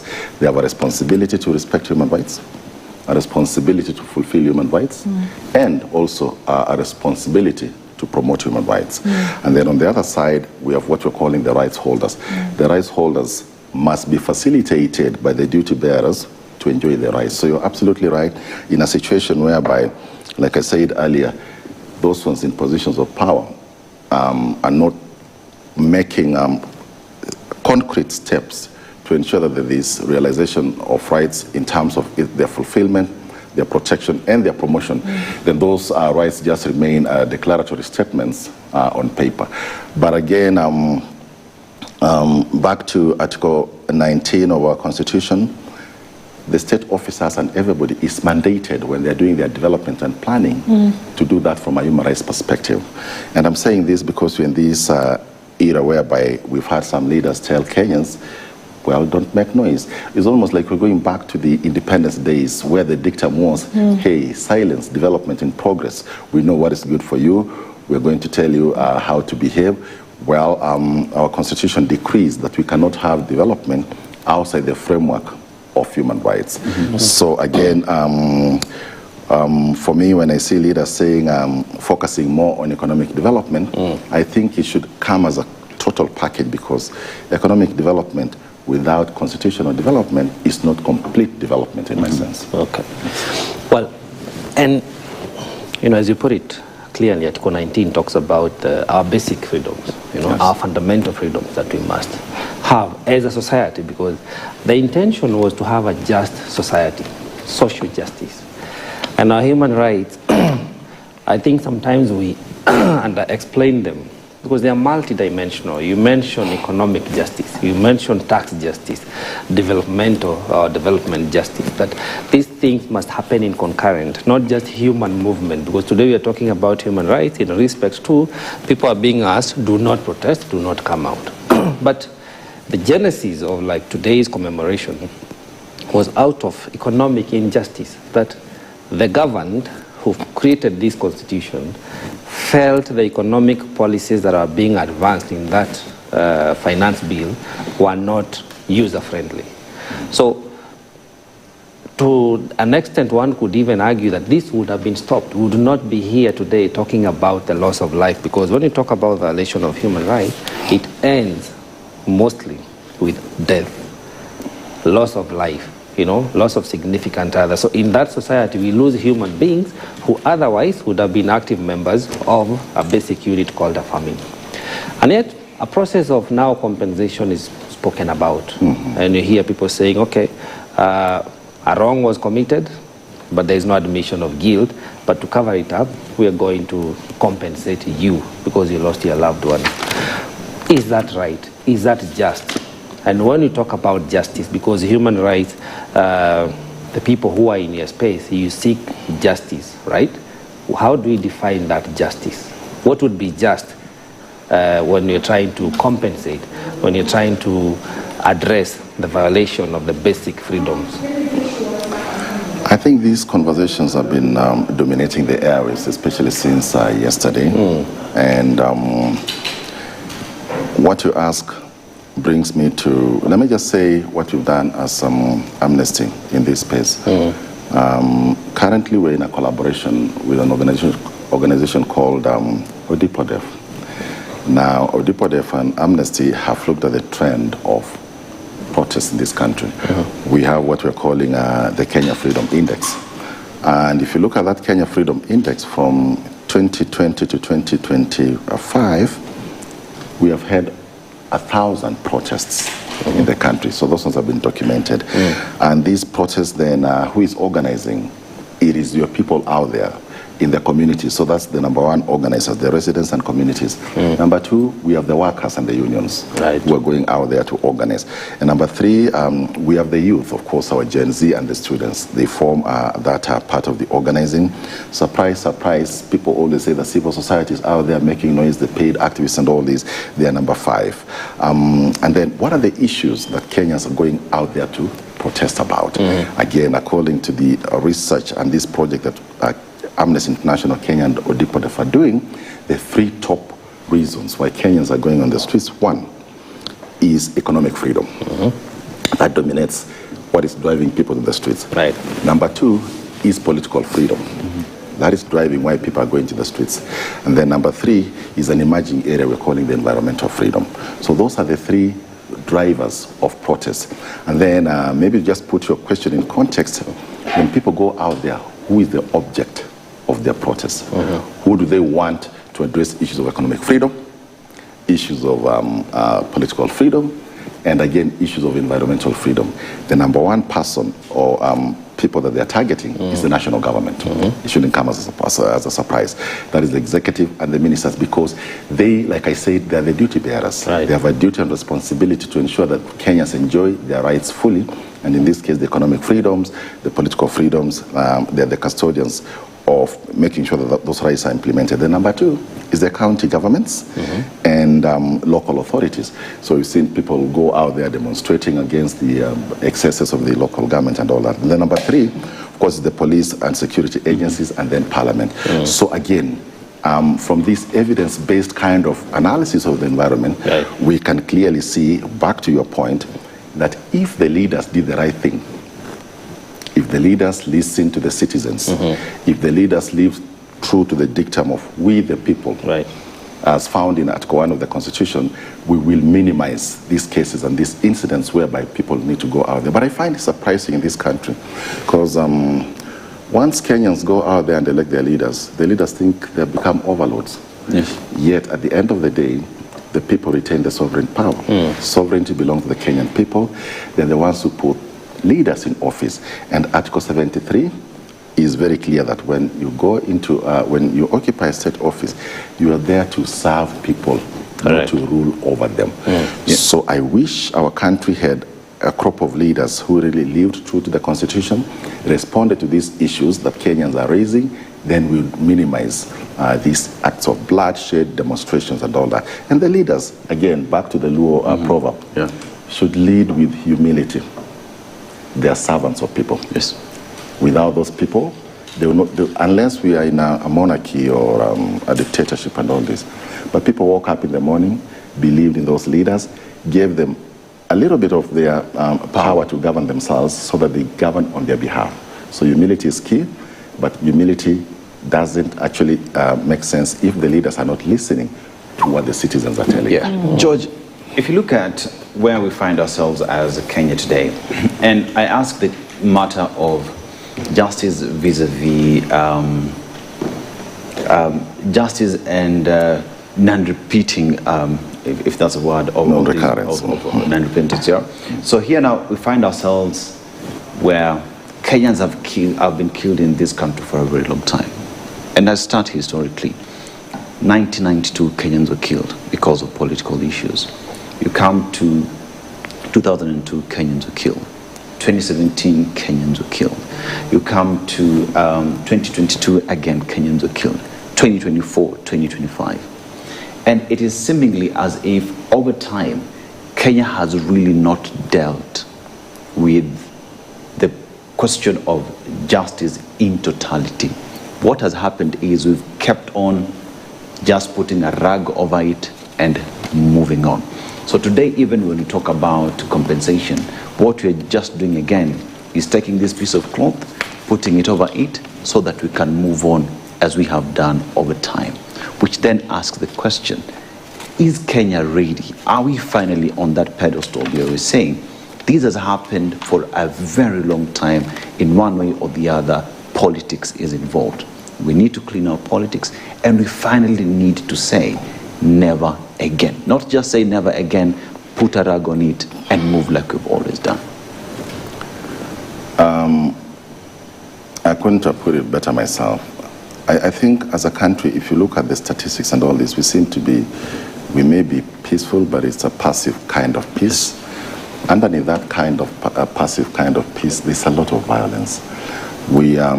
And the violence is so much the point whereby we've actually lost sensitivity to human life.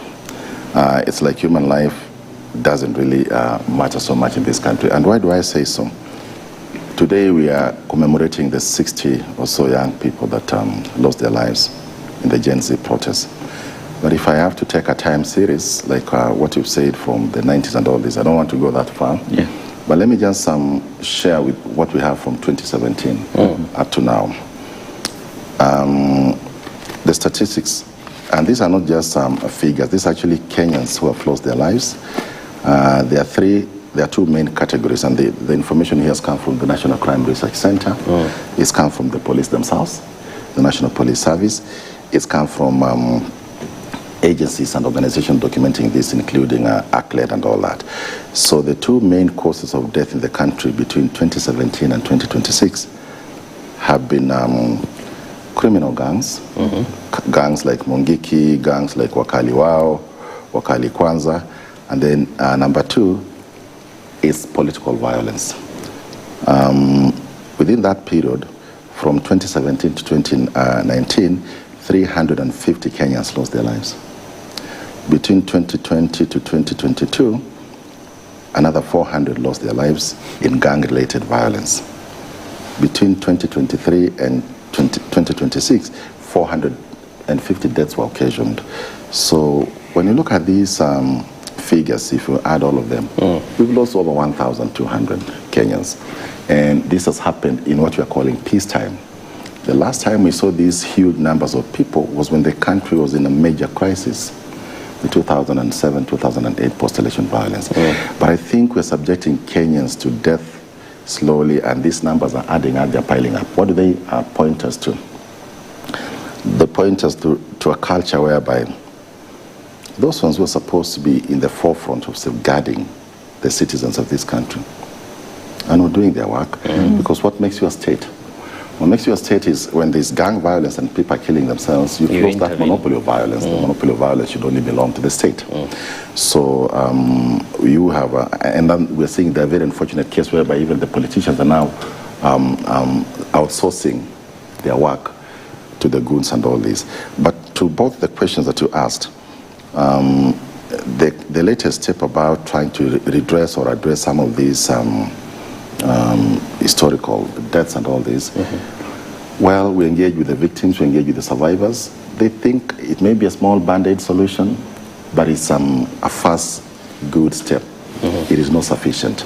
There's no amount of money that, for example, can bring back Rex Masai, Kennedy, All the other young people have passed on.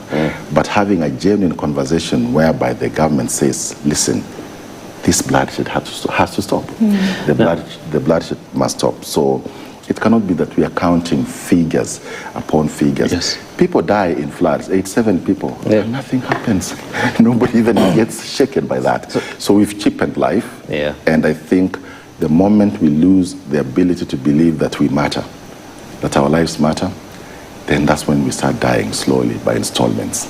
Now, George, at a macro level, all governments are meant to protect their citizens. But globally, we have, I think, over 50 conflict areas. And you realize the prevalence of violence. I think right now, in this peace moment, because the world is not at war, but I think it is an all-time high, the number of conflict areas we are having.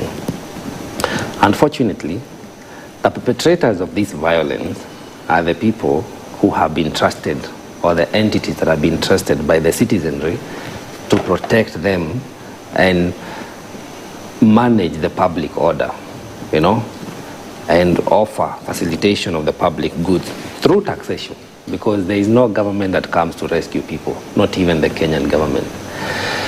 People pay taxes, they appoint people to office, either through appointment or elective. We form organizations based on the various rules we have, and we expect implementation as people serve. Now, when we see the high prevalence of violence, if this country of ours has been associated with some conflict areas like Sudan, like Congo, and it becomes just as breaking news, you know, but no action is taken. You as the peace, the people who are in the peace development space, what policy direction should we start looking at, either as a country, as a continent, or globally? Because if the trend was to continue, more damage is just bound to happen. We have seen unleashing of missiles using drones. So even as technology advances, it also poses a certain threat to peace development. So what policy direction do we start looking at locally as a country, locally as communities, locally as regions, as a continent? Because without peace, the global order is going to change. It is changing. You look at just the latest war between Iran and the US, how it has affected the global economic fiber. It still goes to the economics of the world. You know, you hear about China and the US, still goes back to economic struggles. So what policy direction should we start looking at? Maybe let me start off from the last point that you made, the threat to the global world order. And you're absolutely right, because if you look at the history of the world, there are certain landmarks that are illustrative and also worth drawing from. Of course, most of the African continent then was still under what we're calling spheres of influence, domination, and all that. When the First World War happened, when the Second World War happened, they were marching on towards being independent African states and all that. If you look at the world as it was, the pre-World War world, I think we're moving to that order again, where we have a great power competition. The politics was beggar thy neighbor. You hear people like the US saying America first. We don't want to create a multilateral structural institution whereby people come together and reason. So the structures of the liberal democratic world order that were created after the terrible war of 1945, that ended actually in 1945, that world order is increasingly disintegrating as we watch. For a long time, we were dominated, of course, by the East and the West. So we had the satellite states, the Soviet Union. We see they're trying to remake themselves as a big empire. And then if you believed in what they're doing, economic rights first, then you're seen as a socialist, a communist, whatever it is.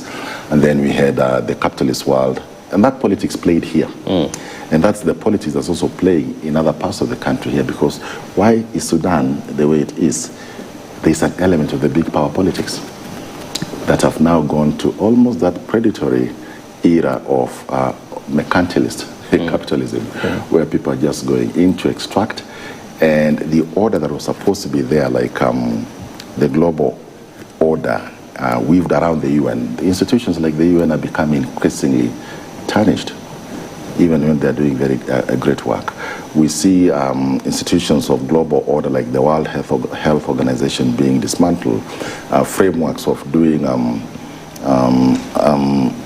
environmental protection around environmental accords, the Paris Agreement and all other stuff being demolished. But to answer your point, what that means is then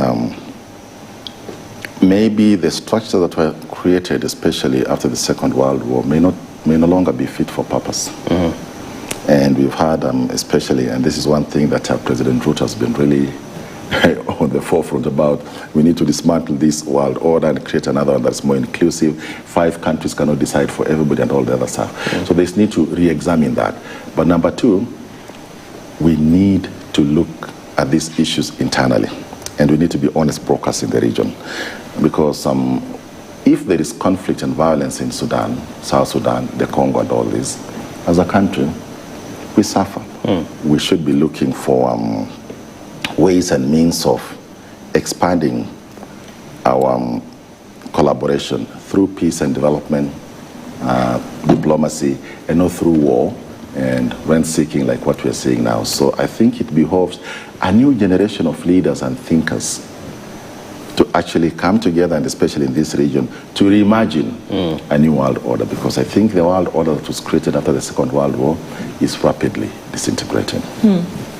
And even as that, I mean, we're looking at file footage of what happened a couple of years ago, and I look at people in a situation whereby it quickly degenerated into something that then looked like criminality.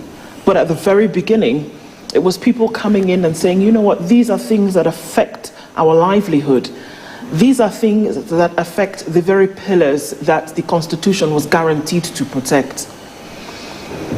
So a very difficult question might be, are we getting to the point whereby there has to be the realization that human rights, though guaranteed by constitutions then, would be things that would be seen as favors by government that they would then be able to apply?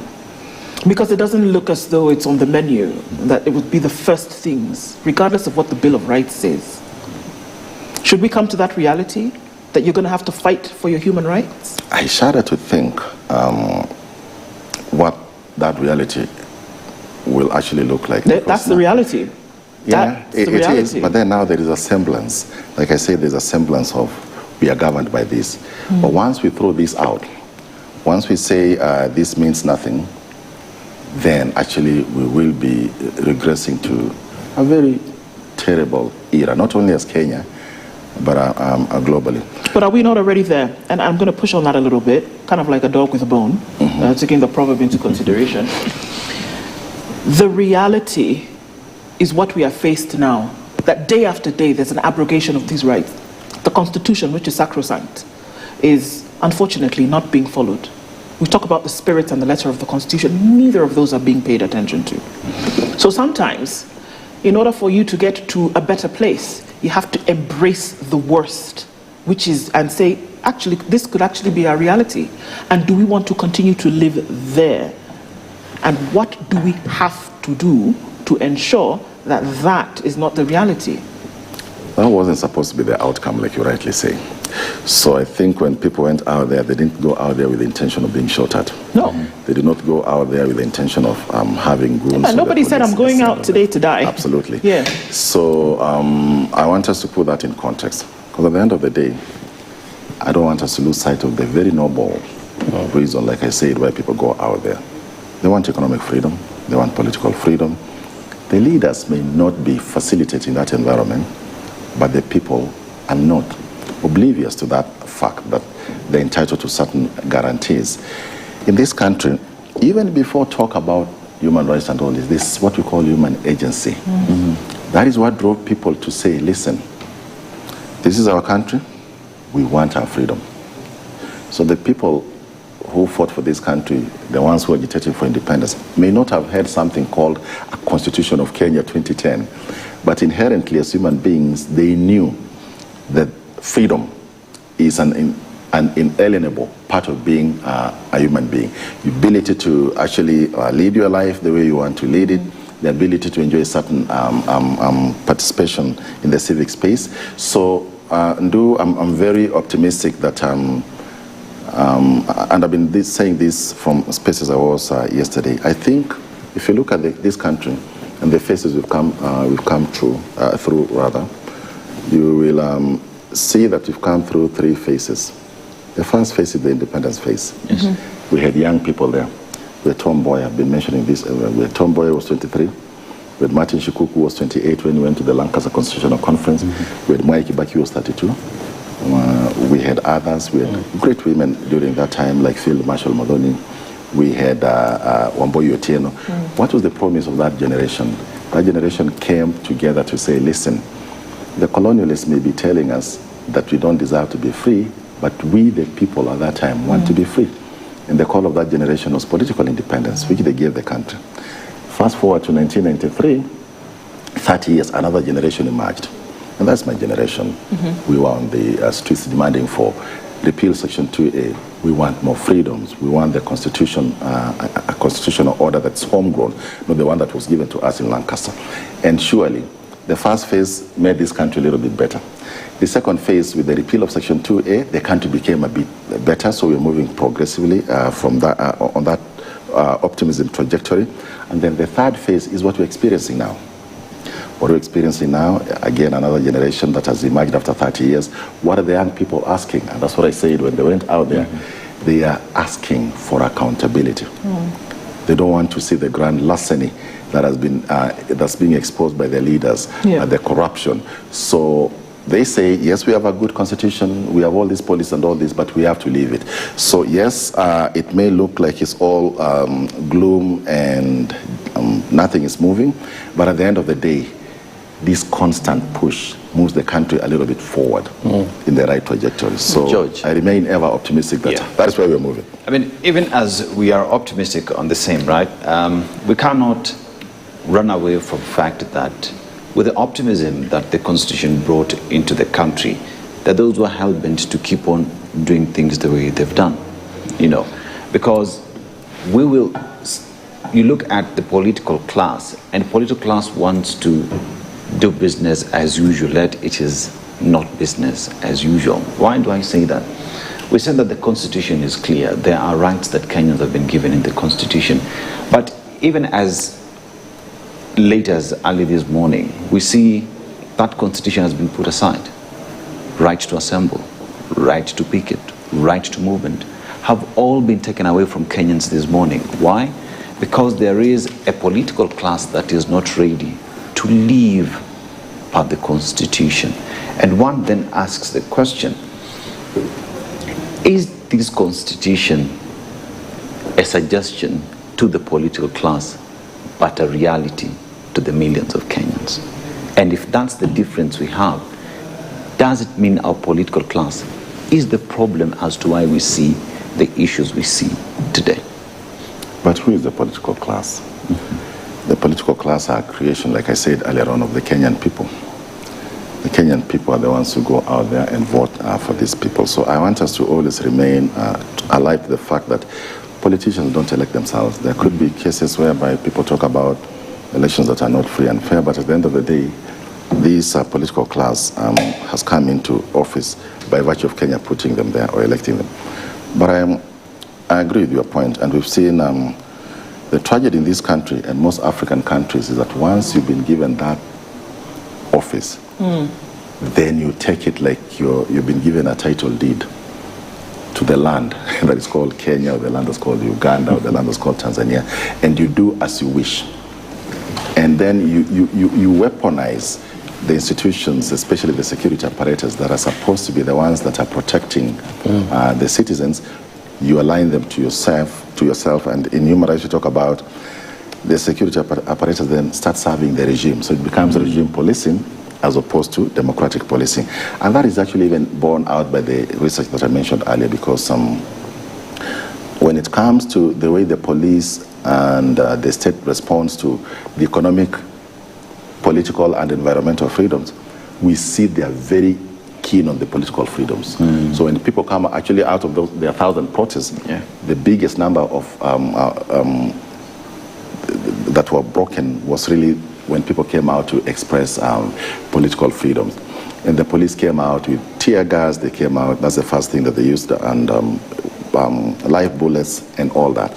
So again, we have a political class that once they get into office, shed all pretense of any service to the Kenyan people, and they start telling us things like, listen, I know what is good for you, and just give me time, and all the other stuff. But I think even as the political leaders want Kenyans to believe that they're leading them to development, like I said earlier on, I think in this country, most of our political leaders, constitutionally speaking, are really underdeveloped. They can't live up to the ethos of Chapter 6. And to your question again, we've had these leaders confess in the past that in these demonstrations, they're the ones who actually engineered the violence. They set vehicles ablaze, so that becomes a pretext for them to crack down on people. We've seen these leaders outsource their responsibility of policing when they walk alongside people armed with batons and all the other stuff. So they instrumentalize violence because they want to remain in political office and political power. So yes, when it comes to matters development, we may be having skyscrapers, highways and all this, but we need our leaders to also move a step further from the current level of underdevelopment, constitutionally speaking, so that they catch up with the skyscrapers, the highways and all that. So we focus also on human development, so that ethos, as you rightly put it, can be subscribed to faithfully. But now, you know, we keep unpacking this story. It is sad and painful because you talk about loss of life. Absolutely. But if you look at the research that has been conducted over time regarding war, regarding revolution, regarding uprising, what are the lessons perhaps that you would say we are learning? Because humans must continue to organize and exist. Governments, communities must continue to have some control over how the conduct of the humans will be in specific areas. Because I'm raising this concern because the First World War, the Second World War, all the conflict areas we're having across the globe, no one has ever won against the people. In Kenya, the first revolution against colonialism, the people won. The second liberation for political space, repealing section of 2A, calling for multipartyism, the people won. Yes, deaths happened. Loss of property was experienced and damage, but the people won. Do you think this regime understands that there is no tightening of security controls that can win against the people? Not by the bullet, not by a road, barricading the road, not limiting human movement, not punitive taxes. Nothing can stop the people from experiencing the liberties that they so desire. Do you think that lesson is being learned, especially here in Kenya? That there is no way this regime will win against the people, and therefore it is in their own interest, those who have the duty bearers, as you call them, to comply with the demands of the human beings called Kenyans. Because Kenyans are agitating for the rights within the very constitution that those duty bearers are suspending. Do you think we are learning that they can never win against the people? Well, hopefully the lessons the leaders should take are exactly what you're saying, because some of us grew up in an environment whereby you were told the leaders everything, they know everything for you. And that facade became clear when people realized, no, the leader is not the epitome of knowledge and the fountain of knowledge and all the other stuff. We grew up being told to sing loyalty pledges to the leaders. I think now people should, those in power should know that, like you rightly say, at the end of the day, it is people, the people power, that wins. And that's why we've been very clear in our constitution that we, the people, hold that sovereign power. And I think there's a lack of realization towards that. Let me give you an example why I'm saying this. You know, the current government, when it came to office, rode to power from a place of high promise and a lot of hope. It was actually, the campaign was based on, we're going to dismantle the old order, we are going to focus on the person at the bottom, we are going to raise everybody up. So the manifesto was very appealing. And if this government lived that manifesto and carried the people, because again, how do we treat a society's level of human rights compliance and development? It is by the way it treats its most vulnerable. So the message was spot on. We are going to focus on the most vulnerable, we bring them up, and we make sure that everybody comes up to par. And then there were other promises that were also made from a human rights perspective. Extrajudicial killings are going to be things of the past. In fact, the current regime said once they come into office, they'll form a commission of inquiry to investigate those deaths that had occurred in the previous regime. We were also told that no longer would we be required to communicate on WhatsApp. There'll be freedom of communication, freedom of expression, and all the other stuff. But I think once people get to power, somebody said sometimes that politicians campaign in poetry, then they govern in prose. So most of those promises that they made have not come to pass, but the people have jolted them. People told them, listen, you said you're bringing us from the bottom, you're bringing us up. You'll form an inquiry. The human rights community is still asking. There are those unresolved deaths, Rivayala, issues to do with the post-election violence, although the reparation framework has tried to address some of those issues. But ultimately, at the end of the day, you cannot bottle people's desire to live true to human rights, a people's desire to demand from their leaders, as it is required of them, to live in line with Chapter 6 that calls for integrity from these leaders. And at the end of the day, I fully agree with you that we, the people, will always have the final word. I mean, quickly, looking at what would be a last question here is that, do you need a certain level of nationalistic maturity to then be able to respect things like human rights? When we look at Maslow's hierarchy of needs, we start with eat, sleep, shelter, and that. Self-actualization comes at the top. Would you say that there's a competition in terms of priority, that we're not going to look at that for the moment? Let's look at these other things. Once we develop them, we can start thinking about how you feel. That is escapist. And actually for me, if you were to apply the Maslow's hierarchy of needs, the biggest problem we have in this country is leaders who get into political office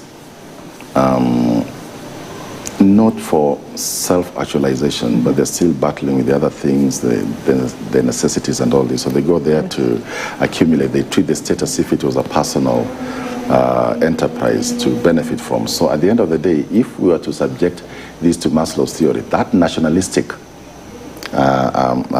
fiber will come from a group of leaders. I hate to use this because it sounds a little bit elitist, but then the so-called talented 10th, who are going to be very committed to driving the country forward, so that the bigger people, the wider people occupying the bottom of the pyramid can then come up. Our leaders should be agonizing. How do we move our people from those basic needs to safety, to security, and all this? They shouldn't be fighting and scrambling with the people in that space, treating them as if they're enemy combatants and really trying to work on them. Yes, nationalistic, the biggest duty is on the leaders, because the leaders are supposed to have certain skills and competencies. And in a country that really believes so much in a divine providence, to whom much is given, much is expected. Our leaders have been given much by the citizens of this country. So nationalistic behavior and all this should start from them, in the way they plan, in the way they run the country, in the way they treat the citizens, and then that way they lift those ones at the bottom up to the top. Well, thank you for joining us in this conversation today. It looks like it's going to be an interesting day regardless, but then reminding us of some of these things I think has been quite fundamental George Morara, the Executive Director of Amnesty International, has been with us this morning. Thank you very much for doing so. Thanks. We continue with our coverage of the Gen Z.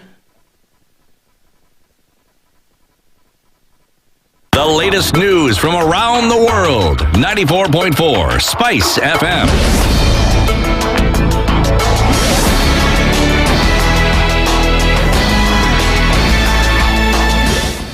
Good morning. This is the News Wire. I'm Leah Ubaga. Now, 8 students linked to the killing of Kupet branch, Trans Nzoia County has urged parents to use the midterm break to provide their children with appropriate guidance on the importance of education, discipline, responsibility, and the impact of burning down schools buildings. The Secretary of the Union, Dan Kutai, said parents have an important role to play in guiding their children to adhere to moral values to help maintain peace and a conducive environment for learning.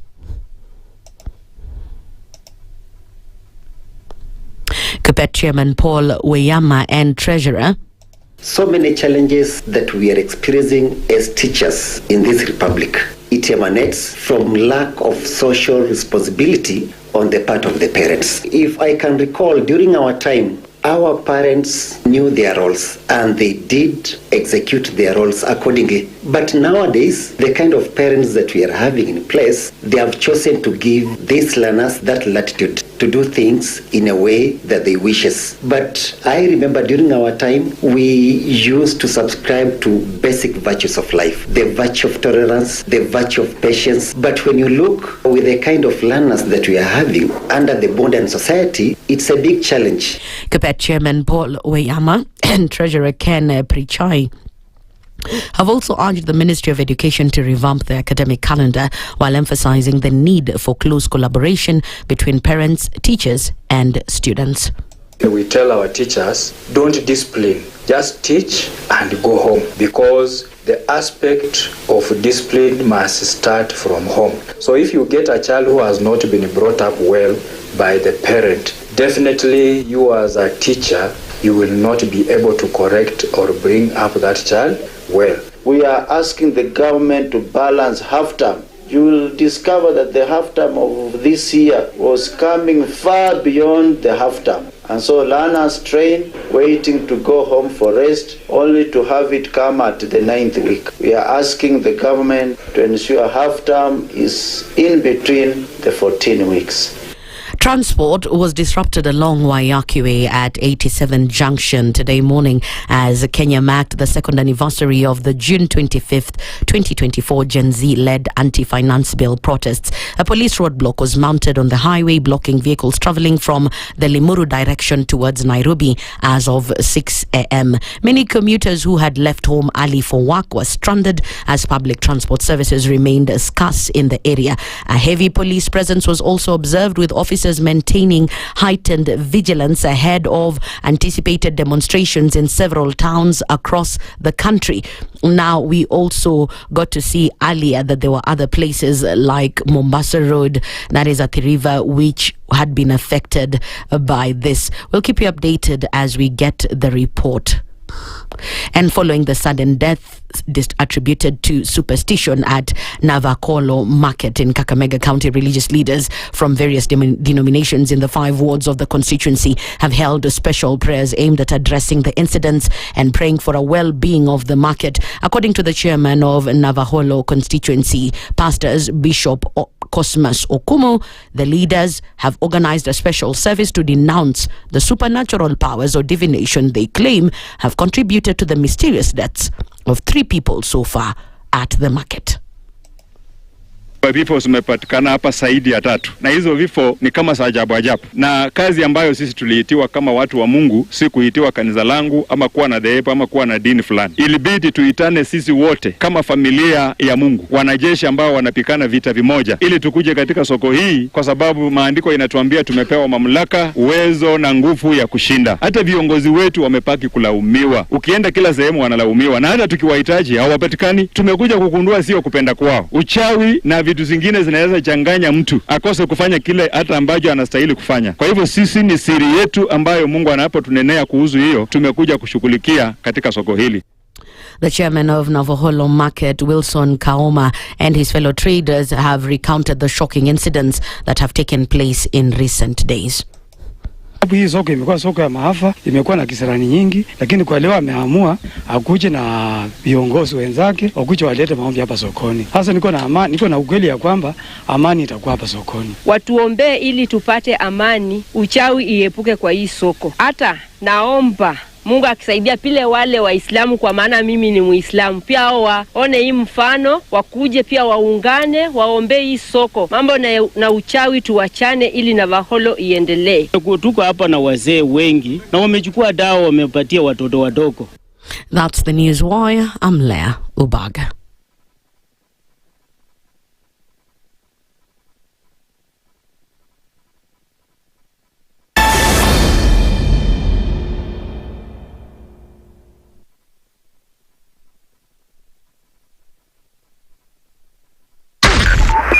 .5 Spice FM, Kisumu.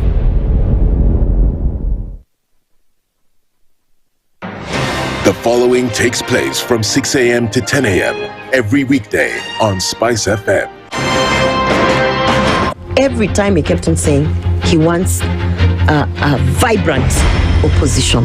How does it make sense that public money has been used already and then they dare to sell it back to you? Why are they not giving them for free? That's how broken we are.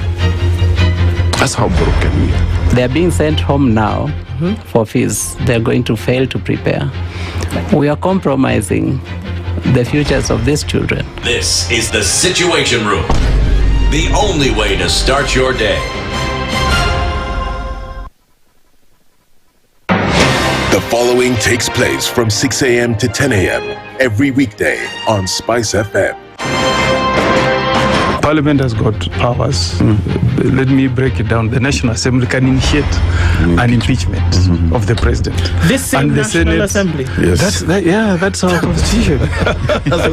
This is just a continuation of the previous administration, which Ruto was part of. President Uhuru himself openly said that we're losing 2 million. Mature, intelligent talk every morning. Spice up yourself.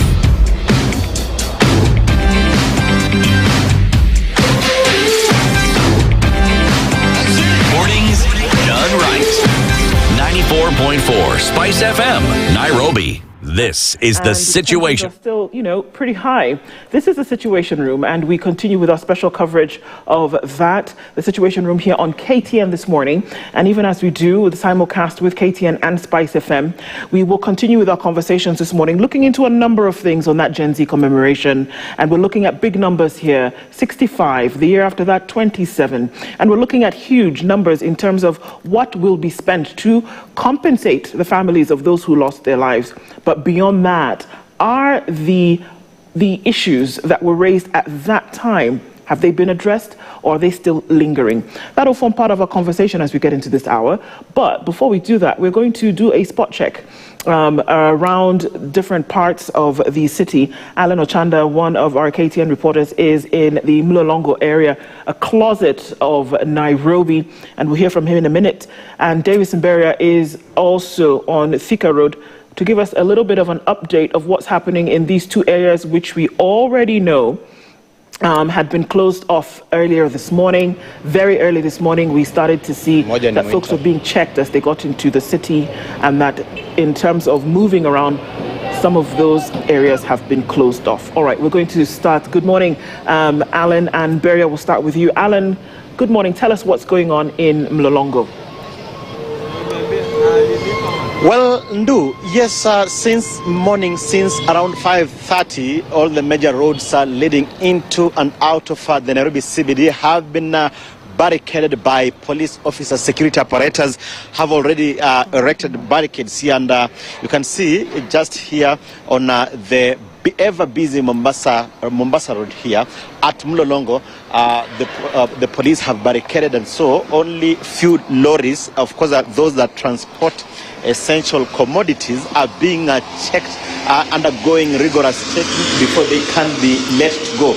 But those buses, long distance buses, and all the public service vehicles have been completely blocked. And also the personal vehicles, you can see the police are still returning with the barricades here. My colleague Cosmas, we can just move closer there, maybe just talk to some of the persons, or rather the passengers who are traveling.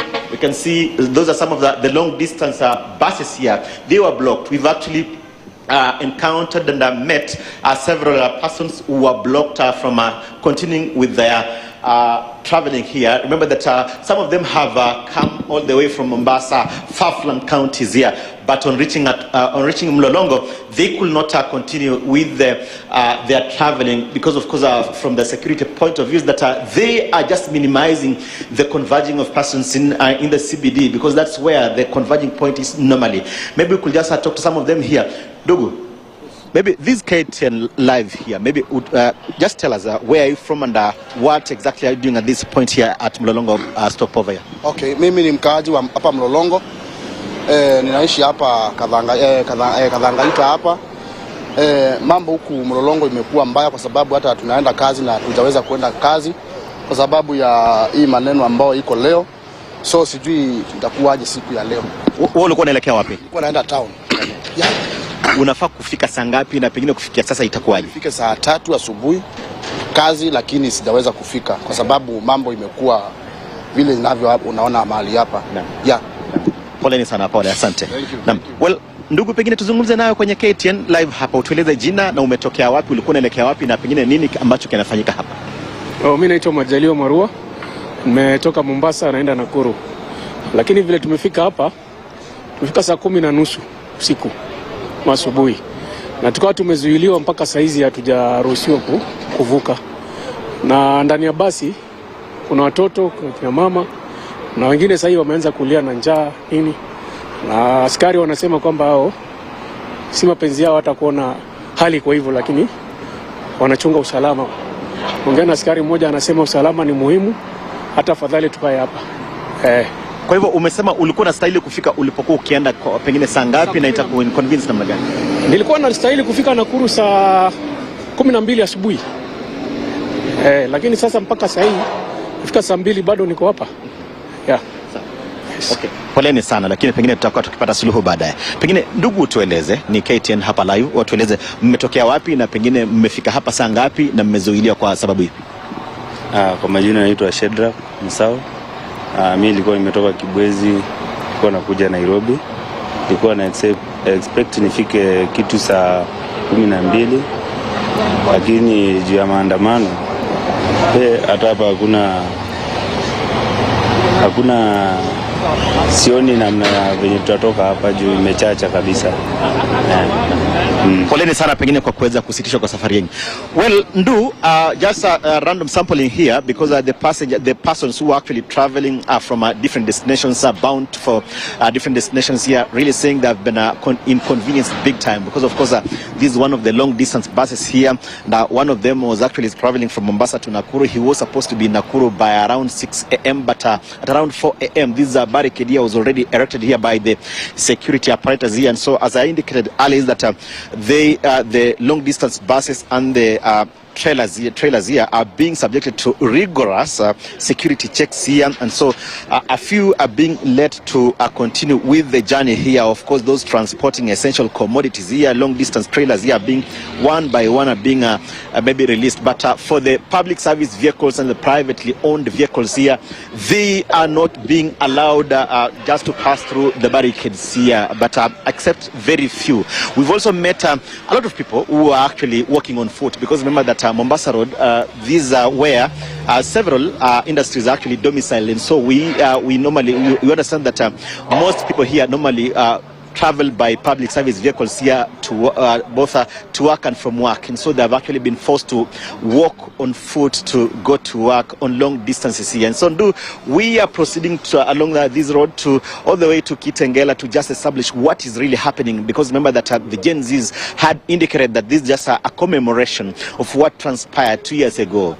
when tens of their colleagues were actually killed when they converged in the Nairobi CBD and of course the other major towns in the country where they were allegedly killed by security apparatus. Remember that 2 weeks ago, 1 week ago, the president and of course the committee that was tasked with ensuring that the compensation is actually carried out, they did that, but the Gen Zs are saying that that could not avert this particular commemoration, but just to ensure that security is actually beefed up in the city and the other towns. These what the security apparatus are now doing to ensure that maybe the groups are not converging in town, because that is where we've actually been witnessing in the past where the Gen Zs and of course those who turn up for demonstrations and protests normally converge in town. And so to just avert that, they have actually ensured that they block them from the estates here. They could, most of them cannot be allowed into town.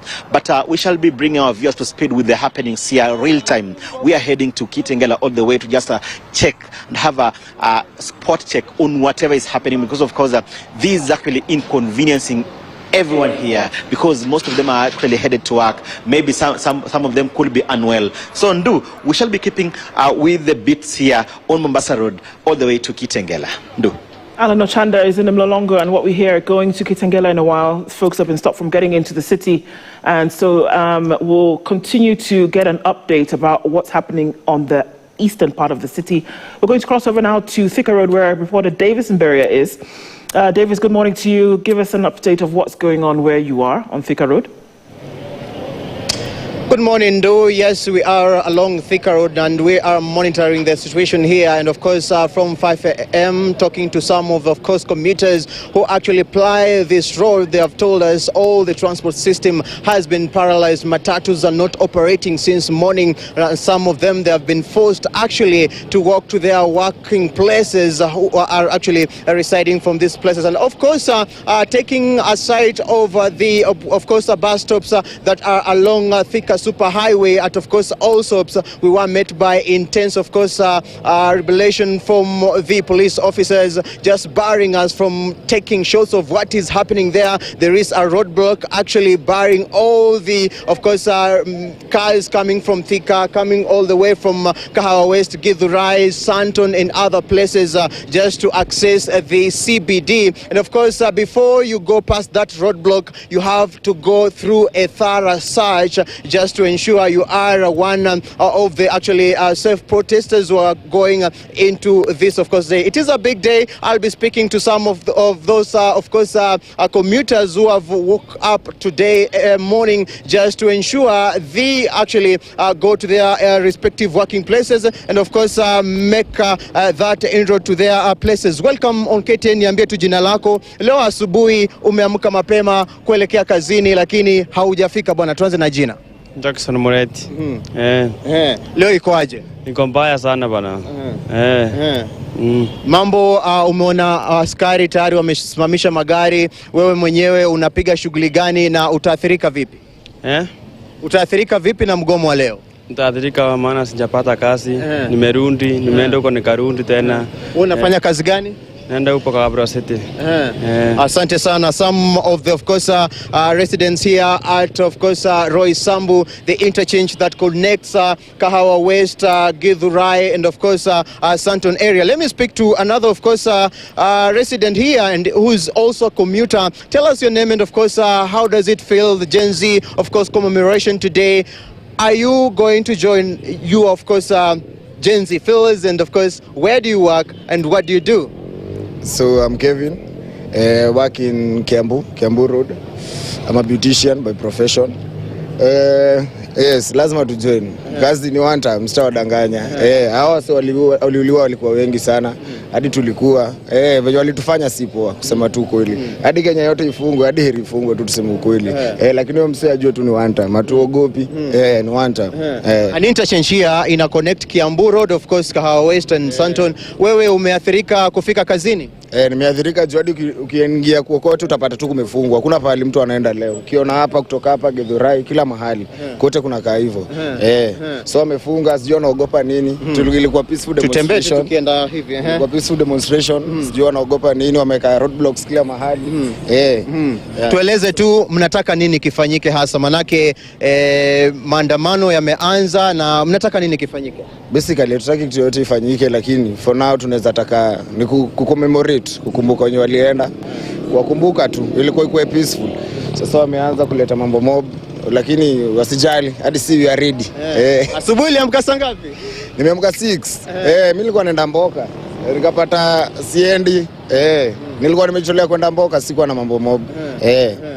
Nduh, those are some of course residents here at of course Thika Road just talking to us what is happening, and of course police officers, a number of them, and as we talk of course other officers are being actually coming here in of course throngs just to ensure the security state at this area is actually tightened. And of course remember, this is some of the areas that are hotbeds when we it comes to matters of protest. And of course I'll be trying to access other areas on the other side of Githurai, which is also another area that is actually being highlighted as one of the hotbeds when it comes to the protest. And of course I'll be speaking to some of the commuters here who have just woken up in the morning as our of course Gen Z mark their day. Kaka, nimeona umefika asubuhi mapema kabisa, upo kando unaangalia maafisa wa polisi na pia jinsi mambo yanavyokwenda. Tuanze tuna jina, maandamano ya leo unayazungumziaje?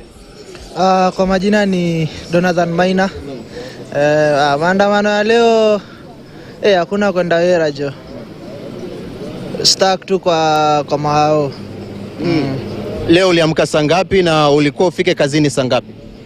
Nafaa nifike kazini by saa 2 na around 6 hapo ndo niliamka. By saa 1 nimekuwa hapa, hakuna magari, hakuna kupita. Ulijaribu pengine kutafuta usafiri wa binafsi kidogo? Sina hadi basi na spiti. Hakuna basi inapita, alafu ndio hizo wanakuambia hadi taoni 15 jo. 1500. Na kawaida shilingi ngapi? Sijai banda nduzi mimi kwa tao, si ni watu tu.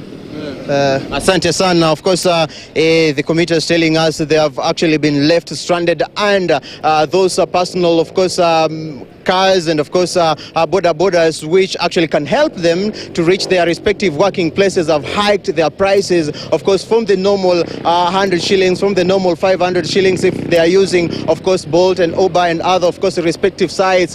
They have hiked their prices, and this has affected them a lot. And of course we've seen also some patrols from the Red Cross offices just trying to see if any case of protest may arise, those affected may receive of course that fast treatment. And we've also seen the water cannon of course truck just coming in this area, making that surveillance. And remember, this is one of the area that actually borders the GSU of course headquarters. We also have the Kasarani police station, and this tells you that of course as we move on during the day, we'll see more of police officers just patrolling this area of Roysambu, Githurai and other areas actually along Thika Superhighway. So we shall be following closely what will be happening here, and we shall not relent to update our viewers in our subsequent bulletins. Back to you, Nduh, in studio. Davis Mberia is on the Thika Superhighway,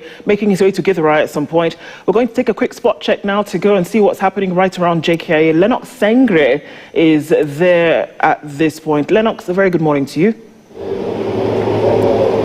Good morning, Nduh, but it's very unusual here at the Mombasa Road connecting to Nairobi CBD, where the police have erected a roadblock here for the motorists who are accessing this major highway from Mombasa Road. And it is the police stop has been erected at around Hilton Hotel, and just opposite there is an Agile Hotel. No motorist is allowed to go beyond this point. Only those who have been thoroughly scrutinized are allowed to go through the roadblock that we understand was erected at around 4 a.m.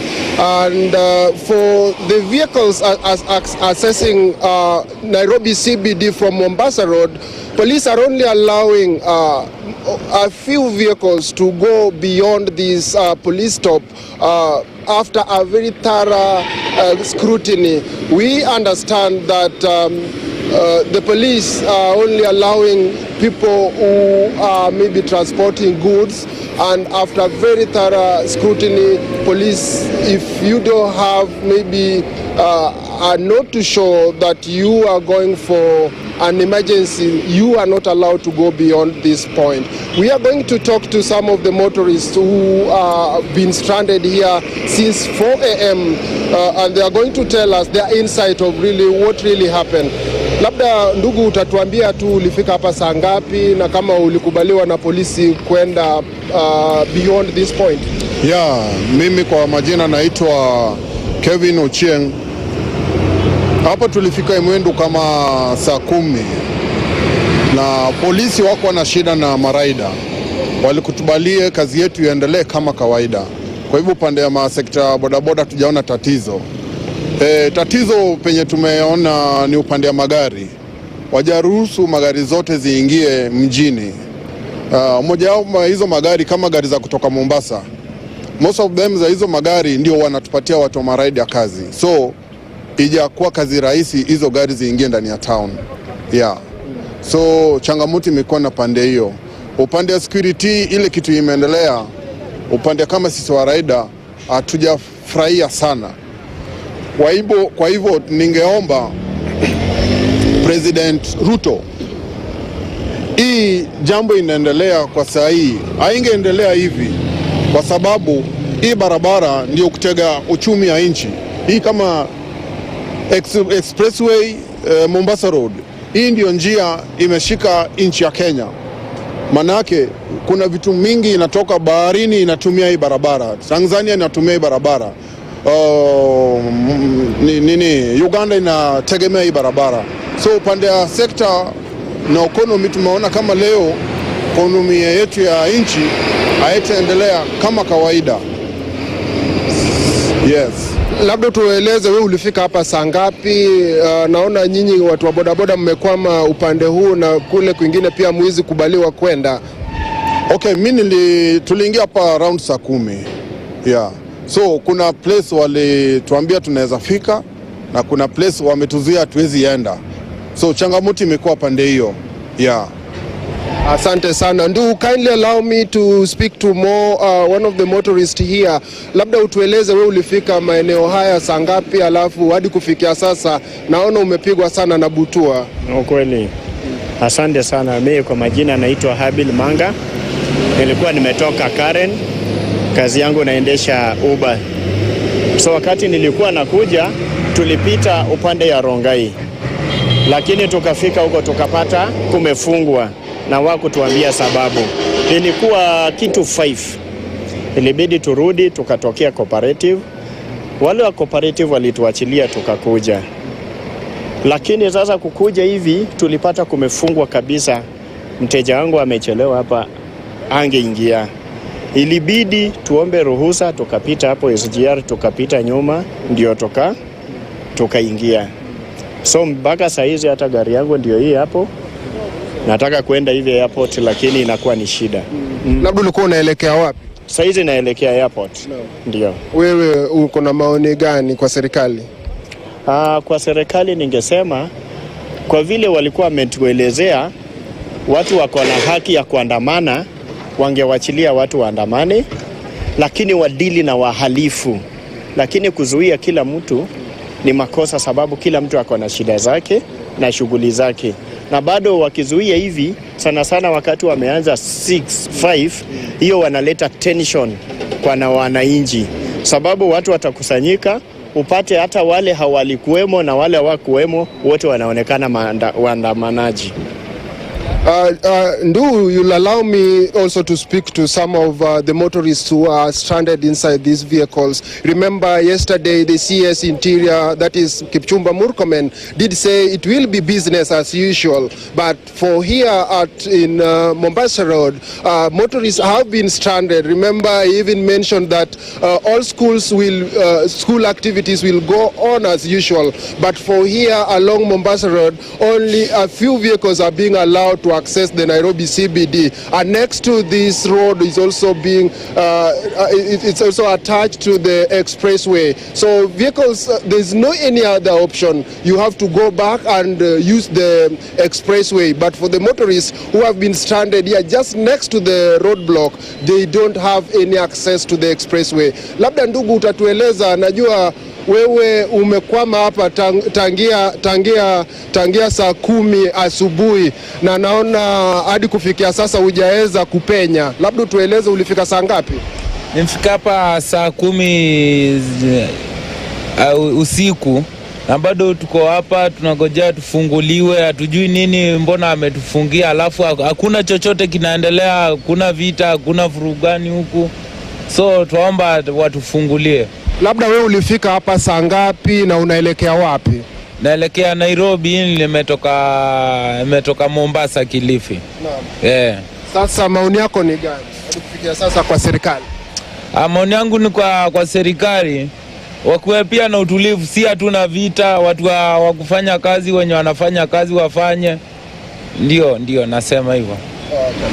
Nduh, we continue to pitch tent here along Mombasa Road where vehicles and motorists have been stranded since 4 a.m. and even those who are trying to access the JKIA have been stopped by police who are pitching camp here. They are more of no-nonsense police officers who are blocking the motorists from accessing the Nairobi CBD. We do understand that there is a planned demonstration to mark the Gen Z protest that is anniversary for June 2024. This is going to be the second anniversary since 2024 where a number of Gen Z youths were maimed, some killed, and we are going to see how this day will pan out. Back to you in studio, Nduh. Lenox Sengre is there at JKIA, of course, a spot check on what's going on in that area. A lot of people stopped from getting into the CBD very early this morning. I guess that kind of forms the pillars for the conversation that we're then having at this time. Former President of the LSK, Wakili Nelson Havi is here with us. Good morning. Good morning. You're well? I'm well, thank you. Karibu Sana, thank you for being here this morning. We jump right into it, Havi, because we had heard pronouncements from late as last week where the president came out and said, you may protest, but the CS for Interior came out and said the same thing. You may protest, but the deputy president, Kithure Kindiki, said the same thing. The IG of police, people as late as yesterday said we had not received any kind of documentation or any kind of notice for the protests. But at some point, it gave light to the fact that there would be commemoration activities, there would be people marching into the city in a peaceful manner, and that was allowed. But this morning, we've woken up to different parts of the city being closed off. What would that do in your mind as to the allowance of a peaceful protest vis-a-vis the reality that we're seeing on the roads? You know, Kenya, we have a problem. We expect a lot from these people in government, yet these people epitomize dishonesty, want of accountability, or any quality leadership insofar as Kenya is concerned.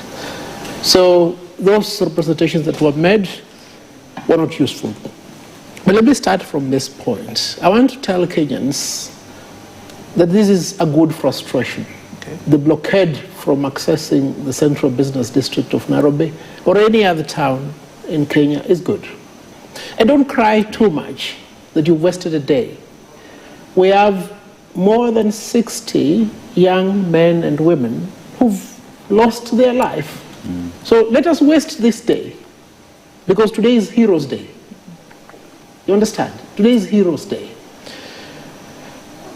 And picking up from that point, yesterday you saw protesters somewhere in Kisumu protesting against today's protest. Actually, their protest appeared well coordinated, uninterrupted, unblocked by the security apparatus, and from our intelligence, financed by the state.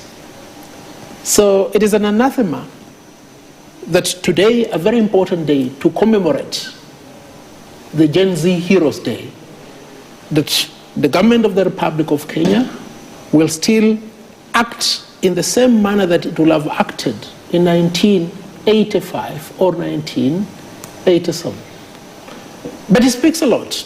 It's an indicator that our aggressor has panicked. You saw what he did yesterday. He told you people, do your worst. I can tell you without any fear of contradiction, no government will deploy this heavy artillery, human resource and machine, unless it is in panic. And it has been done before. You, the people of Kenya, came out on the 25th of June 2024 and managed to reach the CBD of Nairobi. I've seen Mabonga has told the Gen Z that the secret lies in numbers. This is a peaceful protest. The right to protest is guaranteed in the Constitution. In fact, Kenya, as we know it today, is a product of a protest. We would not have been here, but for the exercise of our right to protest. Come out in large numbers, outnumber those policemen in the roadblocks. March to the central business district, hold the commemoration. I'm sure there are many leaders of similar views who will make it to town and address you so that this day is commemorated as it ought to be. It is Heroes Day. I mean, Javi, you know, when you look at the right to protest as enshrined in the Constitution, it's not a suggestion. It is a right that Kenyans gave themselves when they promulgated that Constitution. Yes. Now, here we are today looking at, I'll just mention a few individuals in the leadership circles. The President is the Commander-in-Chief of the Armed Forces. Kipchumba Murkomen is a lawyer and the Cabinet Secretary. Professor Kithure Kindiki is a professor of law.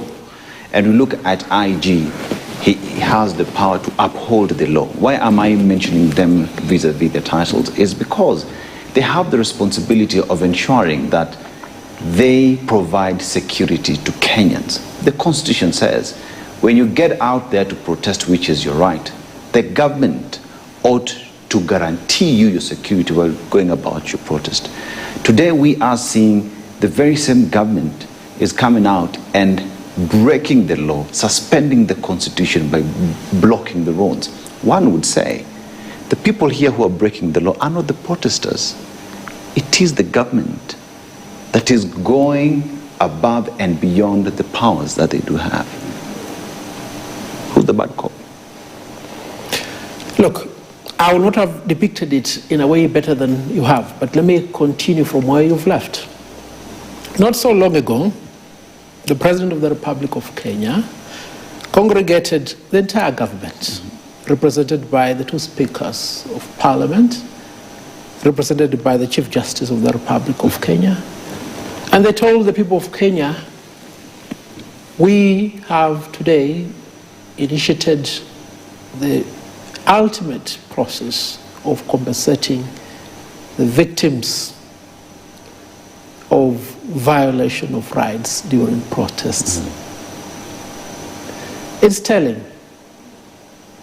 In my computation, bearing in mind the number of the victims killed, hurt, and maimed, averagely, a victim will have gone home with slightly more than $1 million. But that is not the case. This is another case where the government of the Republic of Kenya continues to violate the rights of the people of Kenya as guaranteed in the Bill of Rights and takes monies from our pockets, hard-earned money from our pocket, taxes, to bribe some of these victims of the protest. What does that indicate to you? This is a government that is defined by dishonesty. It is a government that does not have the legal or moral standing to continue serving the people of Kenya. But let's go back. What informed the 25th of June 2024 protest? It was a protest against the atrocities of this government, saddling the people of Kenya with burdens on account of expenses, taxes, levies, fines and fees, etc. in the 2024 finance bill. And you know, we must always remember that for the first time in the history of the Republic of Kenya, the people of Kenya, led by the youth, the Gen Z, were able to stop with finality a finance bill. They were able to force the President of the Republic of Kenya to reconstitute his entire cabinet. That was impactful. So despite all these setbacks we're experiencing, there is need now than ever before for this push to continue. As I said earlier, we are a product of the protest. Kenya is a product of the protest. The 2010 Constitution is a product of a protest. Those in office, the people you've enumerated, some of whom claim to be lawyers, are least qualified to govern. They are least qualified to speak on matters of rule of law. They are least qualified to come to you and tell you, look, the people of Kenya will guarantee you the right to peacefully protest. Come out tomorrow and work. And you see, even as we progress this discourse, the individuals who have been blocked from accessing the CBD, and I was one of them. I was driving down Langata Road so that I could access Mombasa Road at the roundabout at City Stadium. Then I found it blocked just at Madaraka. Yes, Madaraka. So I had to go back and take the bypass to be here. I mean, I was proceeding to this place for a lawful enterprise unrelated to any violent protest. You get it? So that they have stifled commerce. They have interfered with the right of movement of people today. I mean, yet just the other day they said, never before will we, as the government of Kenya, violently interfere with a peaceful process. We will allow people to exercise their rights. I mean, what is this? I mean, like that young man in Githurai, for once, I'm tempted to say in public, it doesn't matter what he wants to do. All indicators are that this is one term. He better accept it as soon as possible. Well, the president of LSK, you put it correctly that we are a product of protest. And I also agree with you in my opinion that kakistocracy is at an all-time high. We are being led by very incompetent persons who have assumed instruments of power. And therefore the government is now in discourse with its people. And yet we, the people, form the government so that the state, so that we as a nation can run our activities accordingly. But in view of that we are a product of protest, are we cognizant, or rather is the government cognizant that it can never win against the people? Even if we borrow from all discourses that have happened, and today I want to borrow, or make reference to, from South Africa. The Soweto uprising started when the people said, enough is enough. We are not going to be domineered anymore to the extent of changing the language in our school system, the Afrikaans. Thereafter, the Guguletu 7 in Cape Town, where young people were entrapped by the apartheid regime. But the people realized what had happened, and the people said, no more, this is it. And that led to the birth of a new country. Here in Kenya, we have had 2 successful liberations from the colonial system, from the dictatorship in the late 80s and 90s, that led to now more political space. And we are saying, in my opinion, that we're in a third liberation. All indicators that the people always win, although at a cost. To feel this government is soon, hopefully sooner, beginning to realize that yes, they have lost it, and the people must prevail, the people must win, and we, the people, will win. That is the realization in the mind and on the face of everything that comes across the administration of President William Samoei Ruto. Was it last year that they barricaded the entire environs of the State House with barbed wire, as if it was a Nazi concentration camp? The president is scared, damn scared. Murkomen is scared, Steve scared. Kindiki is petrified. He doesn't know what to do. And I keep on insisting, even as we lament, let us not forget that this is the good thing. However, even as we underscore this as the good thing, we must always remember one thing. These individuals who are determined to continue abrogating the Bill of Rights will always find a way of going around it to pacify us temporarily, so that we are in a perpetual liberation mode, as you said. There has to be finality to this struggle. And the finality to this struggle is to build up a critical momentum, starting today.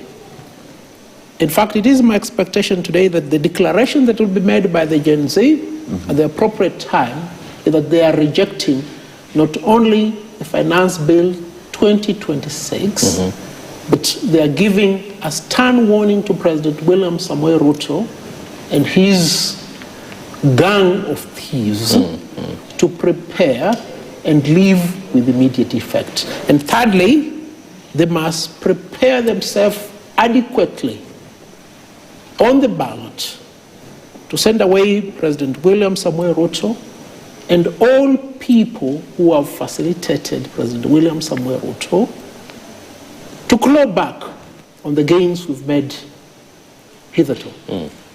And finally, on that discourse, and I think this is very important, the fundamental mistake that Kenyans made after promulgation of the Constitution was to allow individuals, including those currently in office, who oppose the Constitution, to implement the Constitution. It can't happen. They don't believe it. You get it?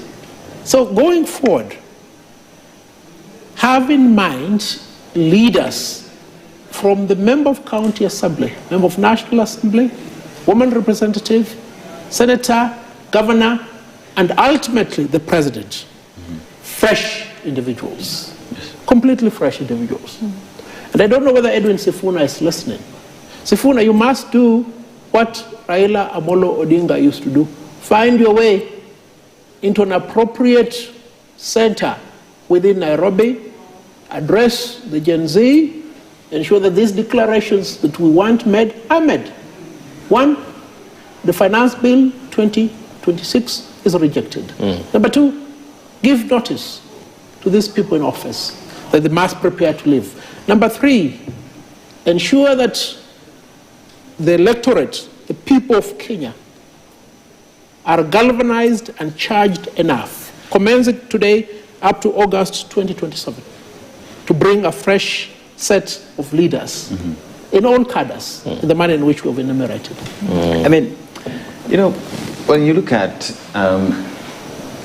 things you're looking at today, it baffles me how an independent body through the police service has allowed itself to be put under chokehold with all the powers that they do have. There is a reason why when Kenyans were passing the Constitution 2010 through a referendum, they chose to take that power from the executive and gave it to an independent body called the Kenya Police Service. We even went ahead and changed the name from a force to service. We even said, perhaps we can even change the uniform for a new face so that you can take care of these Kenyans. But today we see a police service that is part of the choir, listening to orders that don't make sense before the Constitution. Like you keep saying, I'm not a lawyer, but when you read the Constitution, it is clear. I can understand it. I can understand it. But people with everything that they do need, and they know exactly how they need to uphold the law, are the ones who are breaking the law. Wakili, command responsibility has to be taken moving forward, because what police officers are doing on the road today is not upholding law. It is breaking the law. Let me start from here. Most of those men and women in uniform out in the streets there are good men. I must commend the police, especially the lower cadre. They do a good job. Yesterday I was driving out of town on University Way, and there were these two policemen in plain clothes. So they arrested a hawker, and he started shouting, "Mimi si mwizi." And then one proceeded to the other side and stopped a motorcyclist and attempted again to arrest him. And because my window was lowered, the guy on the motorbike shouted, "Havi saidia Mimi." So I told my driver, "Can you stop the car?" I caused a traffic stall-up yesterday at around 3 on Wayaki Way, and asked the policeman, "Could you please release these two gentlemen? What wrong have they done?" So the policemen, policewomen generally do a good job. Here lies the problem. They've been infiltrated at the top. Not so long ago, if you may remember, we castigated the approval of the appointment of, is he called Kanja, the Inspector General of Police? Yes. For the reason that he was not suitable for appointment, having reached retirement age. The dude must be 63 now, yet he ought to have retired at 60. But you see, he's just a puppet. That guy who is immediately before him, the one who ought to be facing murder charges for Albert Ojwang. What is the name of this scoundrel? It's called Lagat. Yes. So Lagat is actually running the police service. It's not the IG. And then there is another gentleman who is at State House, I'm told is the advisor to the president. He used to be a former IG. You know that character? A Boynet or something? Yes. So it is this infiltration, and it's done deliberately. And it's not just limited to the police service, it's everywhere. And remember, and I must emphasize this, when they were assembled at the State House the other day, they were all there, the three arms of government. They are complicit, they have been emasculated, they have been purchased, they have been commoditized, they have been weighed, and the scale has tilted against them. It's the leadership. And this dismantling has been systematic. Remember, William Samoei Ruto opposed the Constitution. He doesn't want the Constitution. So he's taken an entire, how many years have they been in office? They were in office for 10 years with Uhuru Kenyatta. He's now on his... 14, say. Yeah, so 14 years he has studied the Constitution inside out. He's dismantling it. You get it? Unfortunately, in the process of dismantling the Constitution, you end up dismantling your administration. The failures become manifest. That is why people are protesting every day. You see, the other day people were protesting like Kipia because there was determined effort to force a containment center here in respect to the Ebola pandemic.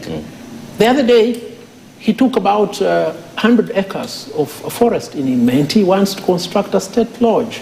I mean, people protested. People have gone to court. The court has stopped it. The other day, he wanted to construct something here at Ngong Forest. Ngong Forest. People protested. You understand? It doesn't matter how determined you are to dismantle the Constitution. People will fight back. And that is the essence of the protest. Protests are good. So let us lament, but let us take the most appropriate action. Continue the protest until a result is found.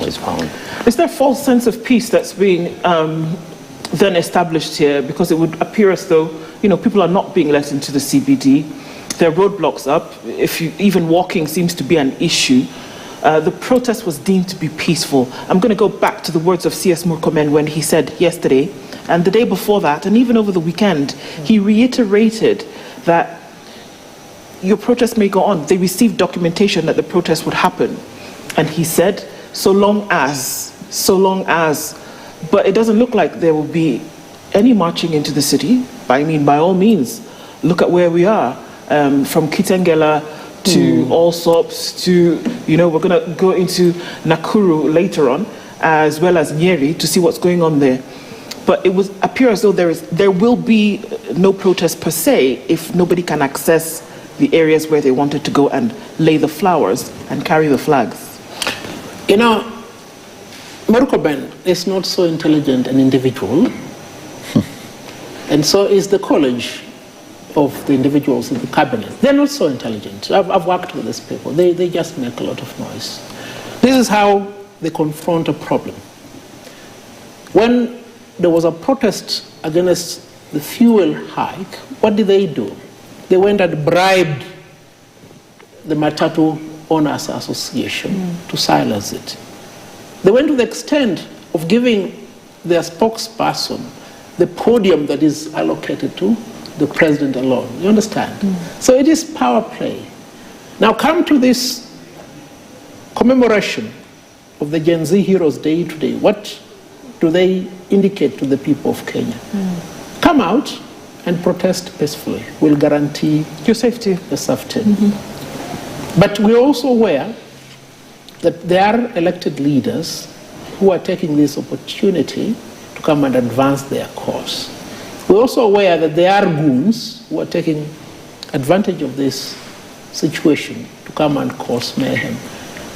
Arrest the so-called goods and their financials or planners. You cannot come here as the Cabinet Secretary of Interior with a loud mouth saying nothing other than bullshit. Come and tell us we have arrested Delson Harvey because he was the financial and the planner of these goons. And Okili, you're bringing in something that is very interesting, because from where we sit, we know the government, the president is the #1 consumer of intelligence. The cabinet secretary receives this intelligence because they sit in you that really National expect Security Council to process intelligence? So Okili, even by just their utterances that we know we can protest, but don't be violent, let it be peaceful, speaks to someone who has intelligence, but they intentionally choose either not to act on it. To process it is a different question, but it's intentional that they don't want to deal with a problem that they do know exactly is happening. Yes. They don't have the intellectual quotient, the intellectual way to process and deal with intelligence. You understand? And for me to anchor that point more affirmatively, they want to depict the leaders of the alternative government as the ones behind this protest, are the ones likely to finance, organize and orchestrate violence, so that they move away from the target. And the target is simple. Let us not forget the target. The people of Kenya are tired from being burdened with excessive taxes. And the people of Kenya have seen where these excessive taxes are gone. They are going to re-roof State House with the lowest quality tin roof, babati. Unaelewa? These taxes are going to sustain the building of a state lodge in Meru, which is not needed. Ideally, money laundering. These taxes are going to finance the construction of a facility in Laikipia, which we don't need. Kenyans must not lose sight of today's debt. Today's debt is a commemoration of a big achievement that the people of Kenya made by rejecting the Finance Bill 2024. People must again today reject the Finance Bill 2026. It's as simple as that. Don't be distracted. And I think, Wakili, that is being reflected. Today, the Star, page 12, says that Kenyans opt for Kadogo shopping as living cost reshapes spending. Because the cost of living is, as you say, is going higher and higher.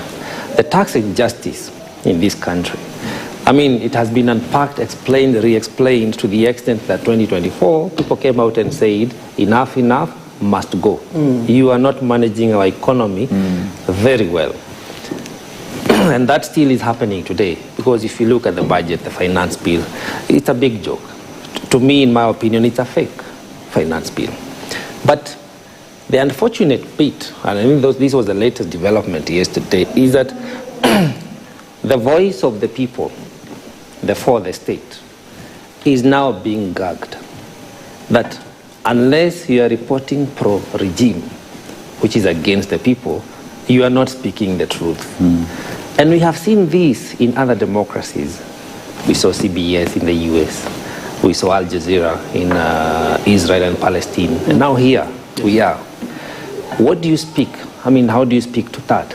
That the organized reporting that ought to be truthful, a reflection of what is happening in the society, is now being gagged and trying to demonize the truth seekers in advancing the call for better living. You know, in the legal fraternity, I am the last hope. I defend everybody in every problem. In the media fraternity, the Standard Media Group is the last hope. I'll tell you why. The Star Publications has been bought, you know. It's fully under the control of the head of state. Nation Media Group has been bought, true or not true? It's fully under the control of the head of state. So it speaks to it. And I must emphasize, when you see your adversary throwing tantrums and making noise, then you know you're making an impact. So mainstream media must continue to be the spokesperson of the people of Kenya. And it is with deliberation that the drafters of the Constitution specifically inserted Article 33 and 34 to guarantee the freedom of expression and the freedom of the media. Because we had seen what had happened before. We had seen a president's wife commandeer the head of the police, come to a media house and dismantle it. You remember that? Yes. That is the reason why Article 33 and 34 was anchored in the Constitution. So picking from that, it is imperative that media houses continue with this discourse, the discourse of rejecting the atrocities of this government. And let me go back to the example of yesterday. In fact, when I got to speak to these two plainclothes policemen, I could see they were really shaken. They said, "Have you mesema muachilia hawa jamaa?" Unaelewa? And I was going to continue the discussion with them. I was going to tell them, this young man, a hawker, who you are apprehending because he's hawking here, is the epitome of this government. Do you understand what bottom-up is all about? It's because William Samoei Ruto said, hii itakuwa serikali ya mama mboga na boda. That young man you want to apprehend from that motorbike is the founder of this government. Do you really understand what you're doing? Unless, of course, you want to take us through the seat. But the continuation of the discussion must not be limited here on the mainstream media. It must continue in other forums. Twitter, TikTok, Facebook, etc. That's why I continue my discussion on Facebook, Twitter, TikTok, and X. Let us be vigilant. Otherwise, these atrocities will continue. And we must understand, in Uganda and in Tanzania, the freedoms, insofar as expression and publication are concerned, that we enjoy here, are non-existent. Whenever they find it fit, they switch off internet. We've gone to court here in Kenya to ensure that they will never switch off internet. They'll never switch off your signal for transmission. Never forget that. With that background, the people of Kenya must continue the discourse. You know, in Kiswahili, it's called kibwagizo, just shairi. In English, for poetry, it's called what? The recital. Kibwagizo niki. You must reject the finance bill 2026 and the people behind it. Those who voted for it must be rejected. The person who is going to assent to it must be rejected.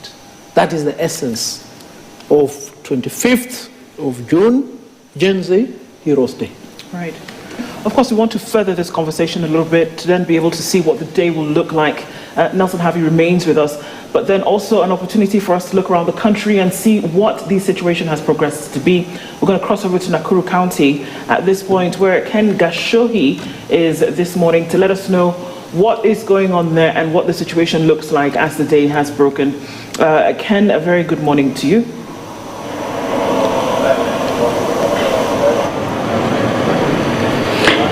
Good morning, Nduh. Indeed, here in Nakuru City, the situation is still very calm, and we are seeing that the police are here in their numbers. There is a very heavy police deployment that has been done, and we are expecting that the situation might be changing later in the day. Maybe the people shall be resuming their normal businesses later in the day, but as of now, there is a slow reopening or bringing back of businesses, but most of the businesses have been opened, but we still have a section of the traders who are apprehensive of what might happen. And actually at the moment we have some of the residents just moving around to monitor before the situation before they can decide what exactly to do.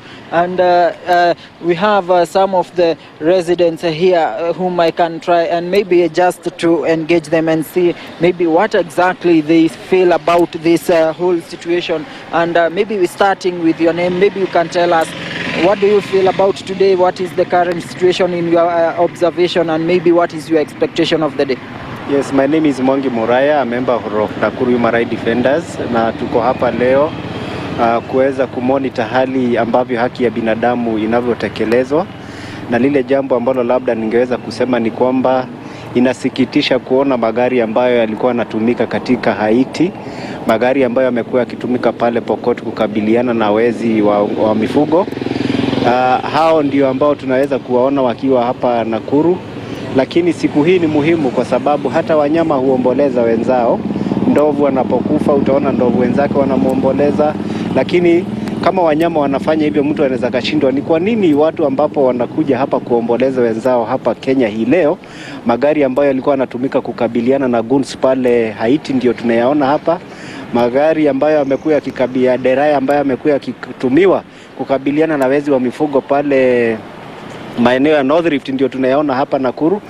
Tungeomba tu serikali iweze kuwaruhusu watu waweze kumwaga ile huzuni na kuwakumbuka wenzao waliokufa. Na serikali kwa wakati huu tunashindwa. Ni kwa nini inaogopa wananchi waweze kujitokeza kwa barabara ili wakuje kuomboleza wenzao? Ni nani huyu ambaye kwa kweli anahisi ya kwamba ni nani huyu katika serikalini anahisi ya kwamba magunzo wamechukua pawa kutoka kwa wananchi? Serikali ikumbuke mamlaka yote ambayo yako nayo ni ya wananchi kama vile ambavyo hii katiba inavyosema.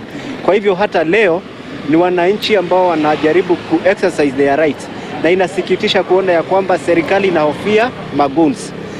Na ni aibu tunapoona hayo magari ambayo yalikuwa yanatumika pale Haiti, magari ambayo yanakabiliana na wezi wa mifugo pale pandi za Pokot yakitembea katika hapa Nakuru town ili kuzuia wananchi waweze kuomboleza watu wao. Kwa hivyo serikali tunaiomba waruhusu watu watokee kwa barabara waomboleze, na kama wameshindwa basi na maguns basi wako na nguvu kualiko kuchoka. Hakuna mtu ataichekelea serikali ikisema imechoka, na tunaweza enda uchaguzi na tuwe na serikali ambayo inawajibika, ambayo imesimama tisti kuwalinda wa Kenya na haki zao za kikatiba za kuandamana na kuomboleza wenzao. Maybe we shall be seeing some of the residents coming out maybe to protest or maybe to mark the June 25th anniversary. Maybe what is your message to those who will come out, and maybe how should they conduct themselves? Nakuru inajulikana vizuri ya kwamba vijana wanapotokezea aidha katika kufanya maandamano sio wahalifu, ni watu ambao wanafuata sheria. Lakini hapa kuna wanasiasa ama viongozi wa kisiasa ambao ushirikiana na hawa guns ama hawa wahalifu. Nakuru inajulikana vizuri ya kwamba hao vijana tu walikuwa wataka kuja tu kuomboleza, na wamesema watabeba maua, watabeba handkerchief na watabeba maji. Guns huwa wanajulikana na wenye wanawatuma hapa Nakuru wanajulikana. Kwa hivyo wananchi waache. Kisaikolojia itasaidia sana. The wananchi want the closure, wanataka closure watoto wao ambao waliweza kupoteza maisha yao. Kwa hivyo waruhusiwe, kama tumesema ya kwamba kama wanyama pale porini wanaomboleza wenzao, kama dolphins kwenye maji mengi wanaomboleza wenzao, sembuse wa Kenya. Kwa hivyo Wakenya waruhusiwe wakumbuke wenzao na waomboleze, na kama kuna mtu ambaye anahisi ya kwamba wale goons wameweza serikali ya Kenya nguvu, serikali ikuje iseme isaidiwe, lakini si kusema ya kwamba goons ndio wanatawala katika taifa hili. Thank you very much indeed. Let me have the views of another resident here, maybe starting with your name. What is your view of today's happenings, and maybe what is your expectations? For my name is Stephen Kihara. I'm a human rights defender here in Nakuru County. Today, 25th June 2026, marks 2 years in remembrance of those who lost their lives during the Gen Z protest because of the Finance Bill 2024-2025. And today my expectation is just to ensure, because we are here as human rights defenders in Nakuru, to ensure that each and every human rights articulated in the Constitution of Kenya, specifically for today's occasion on Article 37, ibara ya 37 ambayo inahakikishia ya kwamba kila mwananchi ana ile uhuru ya kuandamana na kujitokeza na kusema yale maoni ambayo anadhani yanaweza kumsaidia katika maendeleo. So siku ya leo tumekuja ni kwa ukumbusho tu. Tunaita ni ile wananchi ama wale ambao waliweza kuadhirika na ile tukio la 2024, inaweza kuwa ni msafara wa ukumbusho peke yake. Leo si siku ya kuandamana, bali ni siku ya kuwakumbuka wale ambao walipoteza maisha yao, ambao statistic inaonyesha ya kwamba ni watu at least 138 lost their lives, and at least more than 1,000 survivors up to date trauma issues. So today we are here to ensure that each and every right holders, duty bearer are there to the rule of law in accordance to our Constitution of Kenya 2010.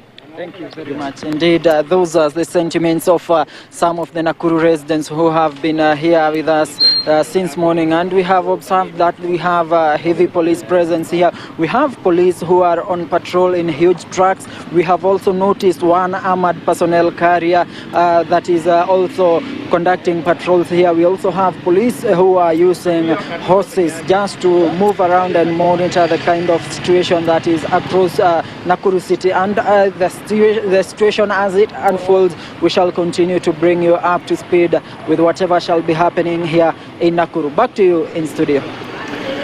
Thanks, Ken. Ken Gashohi is in Nakuru City, of course, giving us updates of what's happening. We're going to come back into Nairobi, where Jeff Kirui is at all stops, and that is along the Thika Superhighway, that other area there, and he's going to give us an update. Jeff, very good morning to you. Well, Nduh, quite a tense morning here at Thika Road. Right now we are at the intersection of Outer Ring Road and Thika Road, that is outside the General Service Unit. And here they have barricaded the road. This is actually a barricade that was erected by police officers, specifically from the anti-riot police unit. They have erected that all the personal vehicle have to be screened before proceeding from this position. This is a city center bound from Thika Road, and the police officers are actually screening vehicles here. No public service vehicles are allowed beyond this point. Remember, there was that commitment by the government yesterday that it is a normal working day, but it appears like this is a working nation now. Most of the people are stranded. Those who took that word from the government that it is a normal working day have been stranded here. Most of them are trekking all the way from Allsops to the CBD. Many who are working along industrial area, Kirinyaga Road, they are stuck here. No public service vehicle are allowed beyond this point. And there is a gentleman here who is also making way to work. I want to speak to him just to paint to us a picture of how the situation has been. Step in kidogo hapo kabisa hapo kwa sawa. Tueleze jina lako, and what are some of the challenges that you've experienced today despite that commitment by the government that people should work normal and proceed with their normal working routine. Mimi naitwa Odhiambo Steven, natoka Dandora. Nitoka kwa nyumba saa 12 kamili, nikafika hapo also saa 12:30. Nilikuwa naenda Delview kwa kazi. Sasa kufika hapa kuna gari. Mapolisi ndio wamejaa, wamefunga barabara na mawe. Badala waweke chuma wameweka mawe. Jana usiku nilisikia kwa Citizen Serikali ilisema watatulinda, magari itakuwa kama kawaida, manduthi wataenda kazi, lakini saa hii mapolisi na rungu wanakimbiza watu wa nduthi. Sasa hiyo ni nini?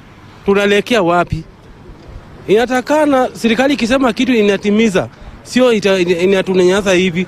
Saa hii sasa kuna kazi tunaweza kuenda, na mtu anachukua pesa yake, anakuja anapanda gari, akifika hapo hakuna cha kuendelea mbele. Sasa hiyo inamaanisha nini? Mwajiri wako anajua kwamba umekwama barabarani, hauwezi fika kazini leo. Nimempigia simu saa hii, nilifika hapa asubuhi, sasa ameniambia ningoje mpaka saa 5. Na saa 5 sioni dalili ya saa hii nitaona ni tua ya risasi ndio inatokea.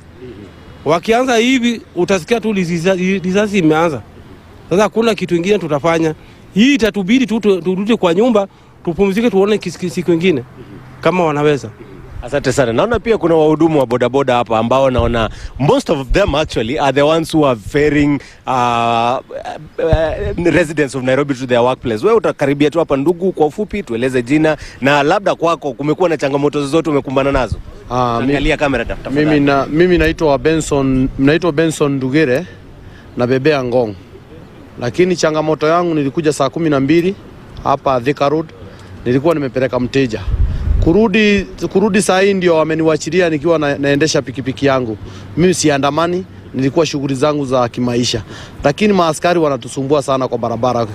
Kila mahali ukienda tu unasimamishwa. Kama hapa nimesimamishwa kutoka saa 12. Saa hii sasa ndio wameniwachilia. Hata kuniwachilia sasa nashindwa mbele kuko namna gani? Bado mbele kuko na makarau bado. Sijui nitafika nyumbani saa ngapi. Thank you very much.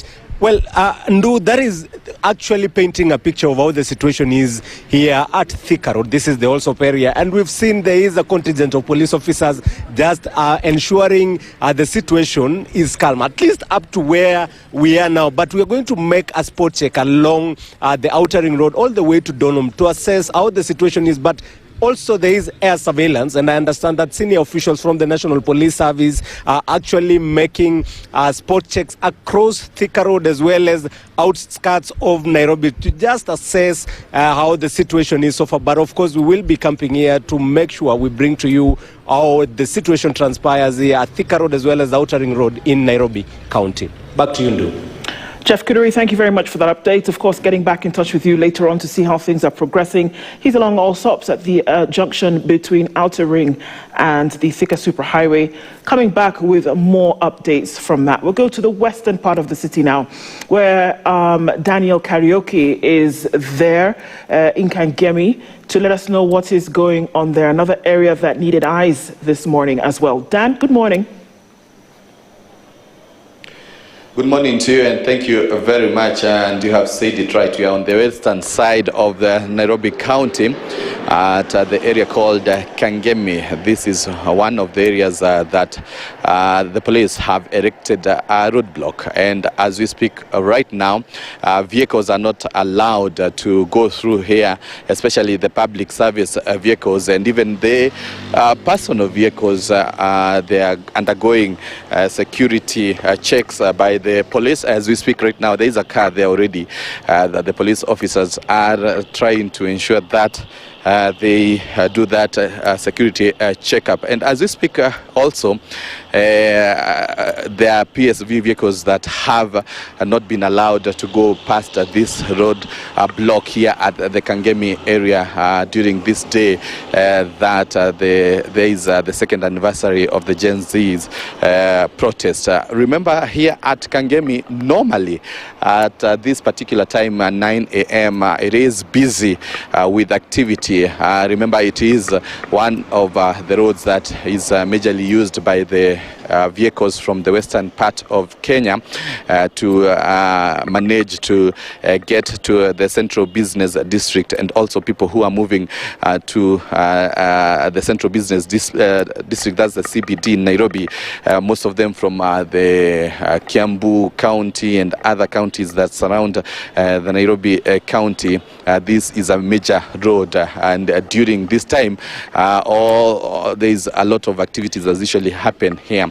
And also, this is Kangemi area most of the time when there are such kind of protests, or rather when there are it's such kind of days, you get to see these vehicles by the police water cannons that are placed here just in case of anything. But as we speak right now, the situation is relatively calm here in Kangemi, with the police ensuring that security has been beefed up. Earlier on, we had seen most of the public service vehicles, especially those from Uganda and some parts of Western, did not get the permission to go past this roadblock, and they were forced to go back.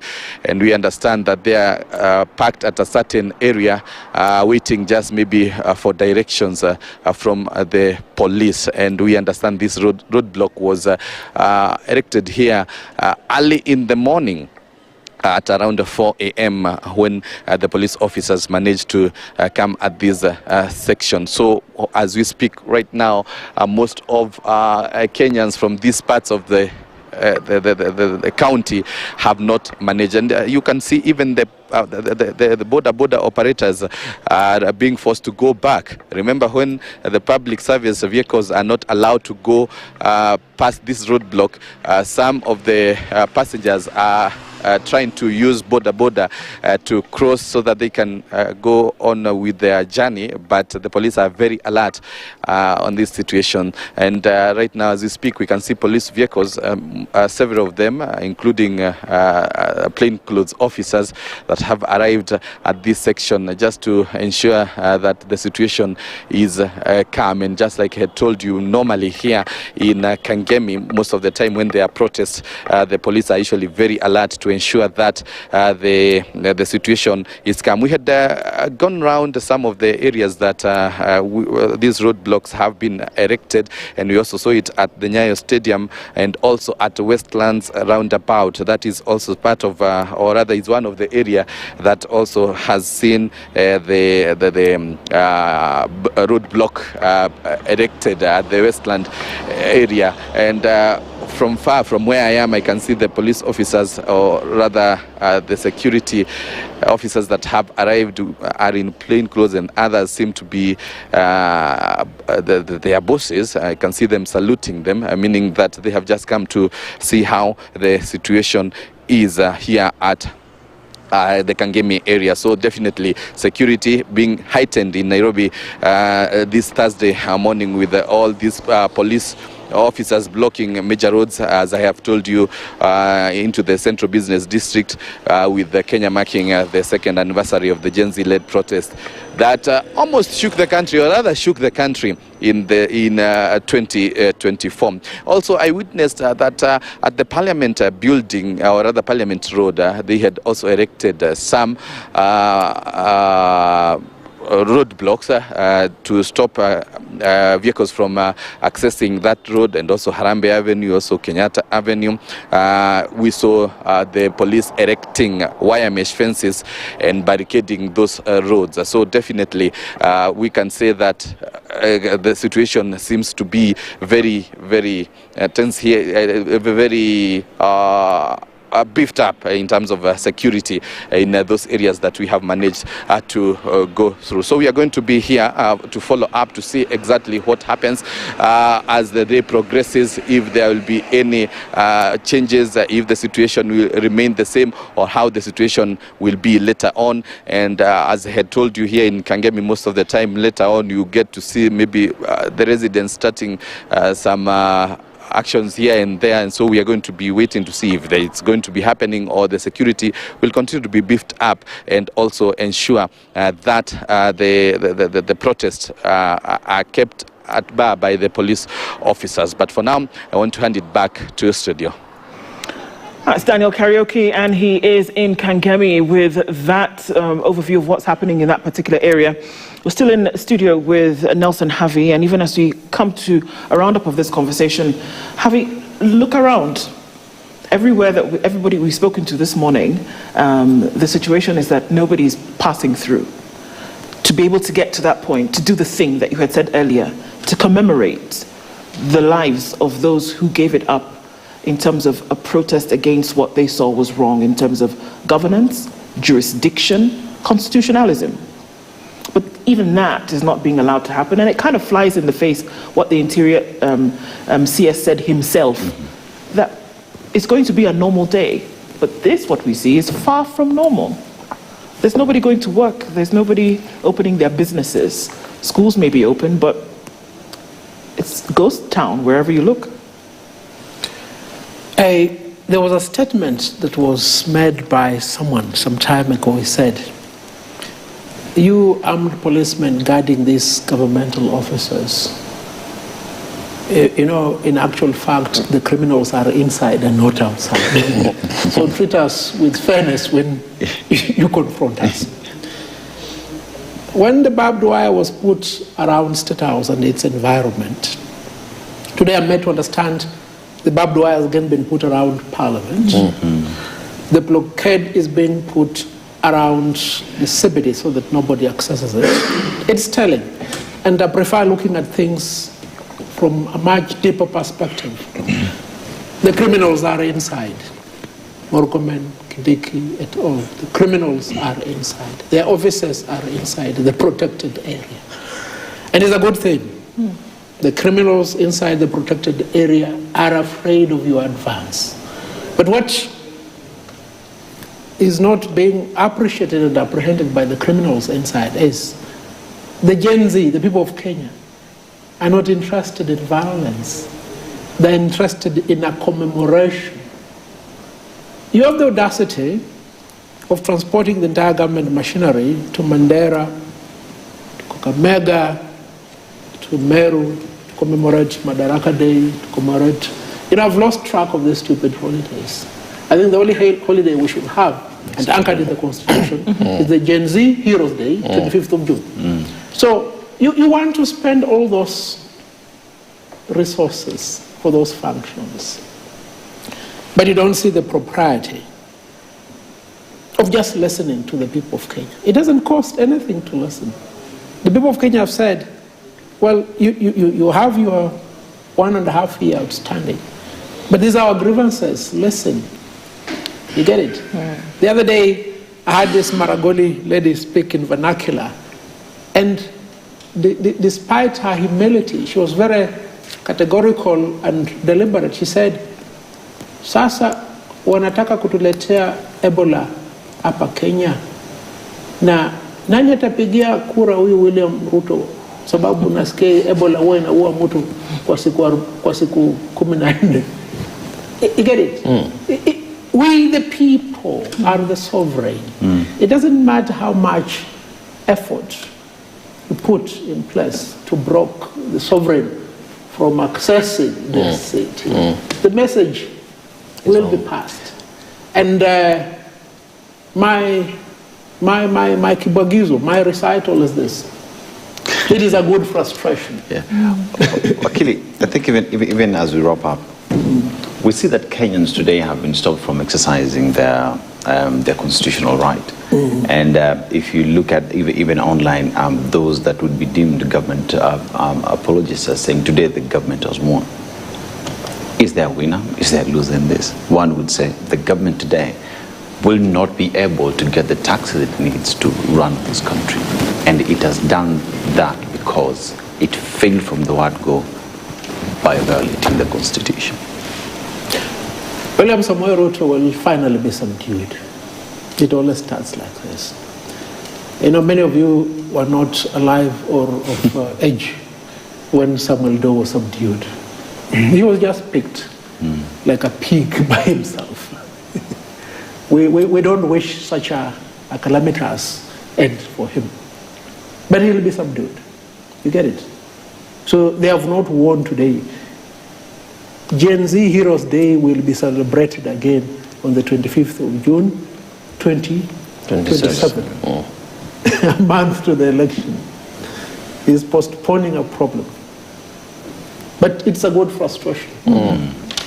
It should compel the people to be more deliberate and determined to see where the wrong is. And let me tell the people of Kenya, is the modus operandi of this administration. They will look for somebody to bribe. You see, they bribed the Matatu Owners Association. Okay? They attempted to bribe Rigathi Gachagua with 50 million. Very stupid of them, huh? I don't know who they're going to bribe today. For a fact, they will not bribe. Don't accept the bribe. I will not. Don't accept the bribe. We shall not. You, Wangare, Akinyi, Kipchumba, and Wafula.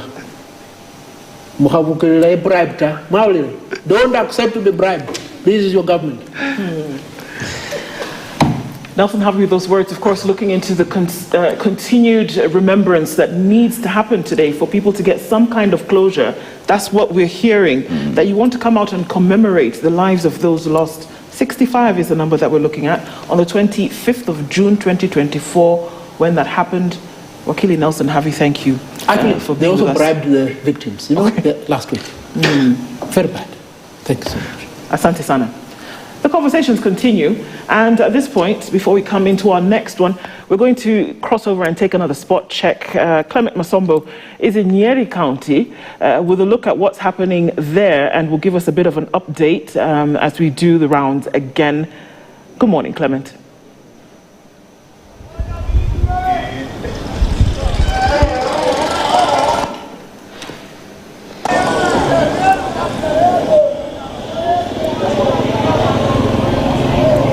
Well, very good morning to you. Indeed, as you can see from Njeri County, we can report relative calm here so far. And I actually stated that Njeri is about 25% operational, given that majority of businesses are closed. Just a few shops and eateries are open. We have taken a walk from uptown to where we are right now, downtown, and we have actually noted that most of the businesses are closed. And when you talk about maybe a few banking institutions that are just operating so far, and we have spoken to some of the people in charge of the institutions, they are saying that they are just in a wait and see situation to see if things will turn out ugly like they have always been, then they will definitely close businesses.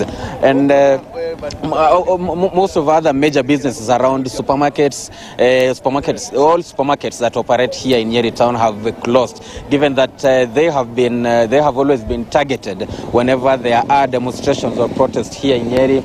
We have previously witnessed cases of looting in some of major supermarkets here, including Shiene supermarket, which belongs to the Kieni Member of Parliament, Njoroge Wainaina. We have also witnessed previously Naivas supermarket being looted, and just the other day there was also an attempt to loot Keti's supermarket here in Njeri, and as a precaution those supermarkets have closed down. Actually, they are not operational today, just like many other businesses.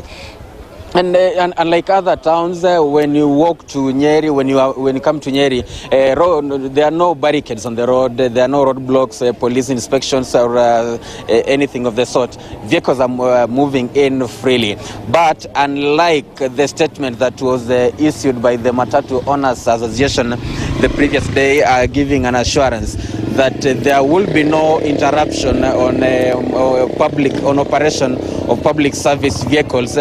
Here in Njeri so far, we can report that very few matatus are operational. Where we are, this is the main stage. The Njeri is the main stage that hosts vehicles that go long distances, long routes. That's Nairobi, Nakuru, and other major towns. And very few matatus are here operating. On a normal day, this place. On a normal day, we will be having heavy traffic here, but as you can see, there are a lot of empty slots. When I look at the stage where most of vehicles that play in the Nairobi route depart from, only 2 vehicles are there, but then the vehicles are there, but there are no passengers. So from here, from Njeri, the situation is relatively calm, but we have also seen that police are on high alert, making patrols along all the streets, some of them guarding businesses here and waiting to see if the situation maybe will turn out to be to be ugly. And from other towns like Nanyuki and Karatina, it's also still calm. But then in most cases from this region, the towns experience a relative calmness in the morning. But when you get to afternoon is when the demonstrators start engaging the police in running battles. So we will be here and also keeping in touch with our colleagues in other towns to see how the situation is, and of course update our viewers on what is happening on the ground. Nduh. All right, thank you very much for that update. Clement Masombo is in Njeri with looks like the same picture, whereby business is slowly opening, if that. We're going to take another update and come back to Alan Ochanda, who is in Kitengela, who was going to move from Lolongo earlier, and to give us an update about that. We know that historically this has been a spot where, in terms of protests and demonstrations, has been had an eye on it in terms of a highlight. Alan, coming back to you, what's the situation like in Kitengela?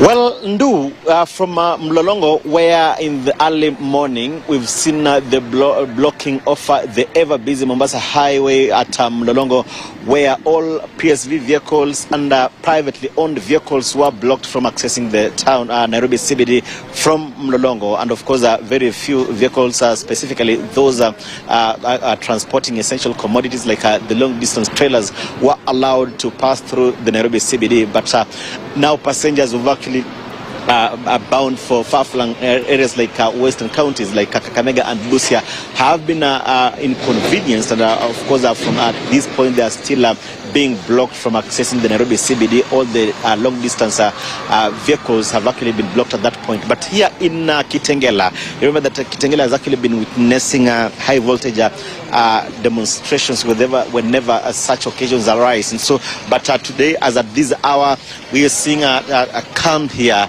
Police officers stationed in various points here.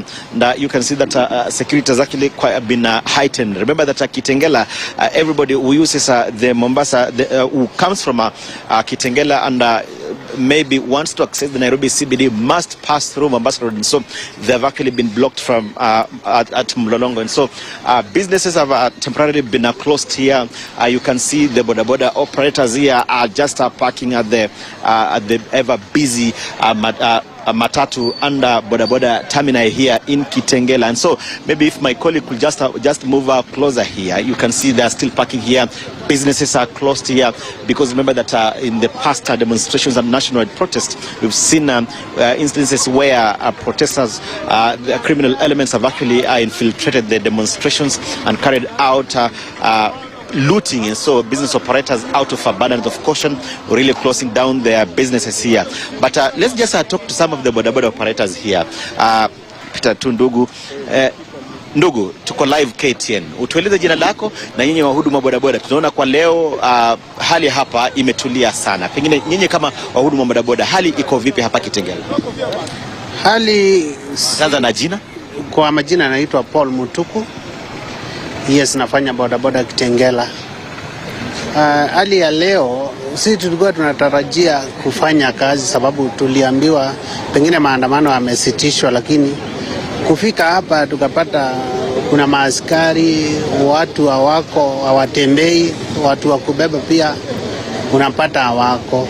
Sasa sisi tuko hapa tukingojea tuone kama pengine mambo yatakuwa sawa, biashara zifunguliwe tuanze kubeba, sababu kazi yetu lazima tuone biashara zinaendelea. Ndio unatoa mtu hapa unampeleka pale, toa mwingine kwa kazi hii unampeleka pale hivyo. So kazi yetu saa hii ni kama imesimama. Yes, hatuna. Unasema imesimama ni kwa sababu watu hawapo ama ni nini kinaendelea, kwa sababu ipi ifanye kazi isiwepo? Nasema hawapo sababu saa hii wale watu wako hapa, hakuna mtu anaenda aidha kazi, hakuna mtu wa kupelekwa kwa biashara yake sababu biashara zimefungwa. Wale wanafanya kazi wengi, unapata watu ni kama wanaangalia vile hali iko, so hakuna mtu anaweza, yani wateja sahi wa kubeba hawako. Asante sana. Naam, pengine tusongee mwenzako hapa. naona unakataa kuzungumza nasi, lakini pengine mwenzako hapo. Tueleze jina lako, songea karibu tu. Utueleze jina lako. Tunaona kwa kawaida wahudumu wa bodaboda wenzako huwa pengine wakati kama huu, masaa kama haya, huwa mnabeba watu, hampo kwenye stage hii, lakini kwa leo mmejazana hapa. Hali ni vipi hapa? Kwa jina kwanza naitwa Simia Elkana.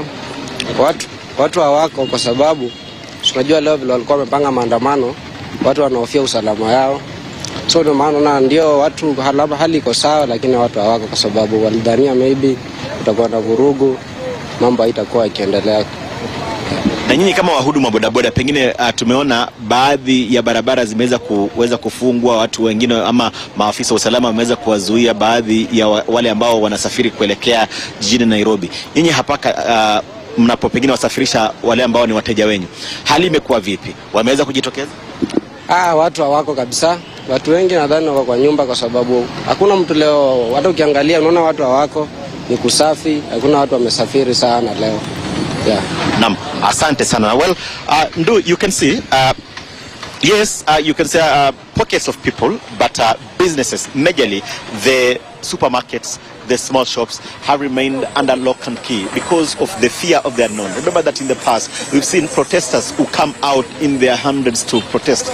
But today, remember that the Gen Zs had said it's a commemoration of their colleagues who died in 2024. But that could not maybe erase the fears, the wounds that the business operators here underwent, that they suffered. And so to just ensure that they exercise caution and that protect their businesses, most of the businesses have remained under lock and key.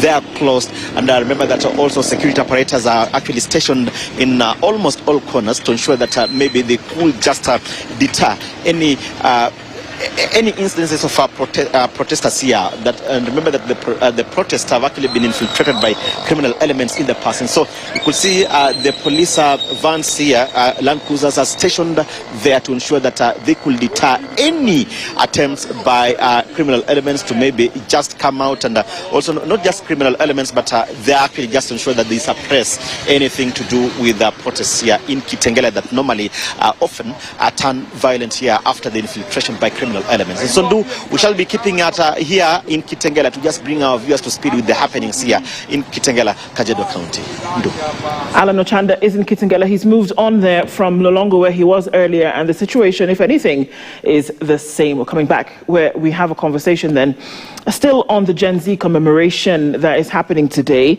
but from a business and security aspect, to then be able to have insights as to what it then means to keep yourself secure in a situation where we were already told that the police would provide security. Byron Dera is a safety and security expert, joins us in the studio this morning. Byron, good morning. Morning to you. How are you? Very well, thank you. Karibu sana. Thank you so much. We should have also been here with Anthony Wambogo, who is the chair of the Kitengela Business Owners, but he's been unable to get past Kitengela. Those are the things that we are seeing this morning as a result of this. But from a safety and security point of view, Byron, what's needed today? What's a very interesting question. I mean, if Wambugu hasn't gotten here, then it means we have a consequence of what's going on today in our hands.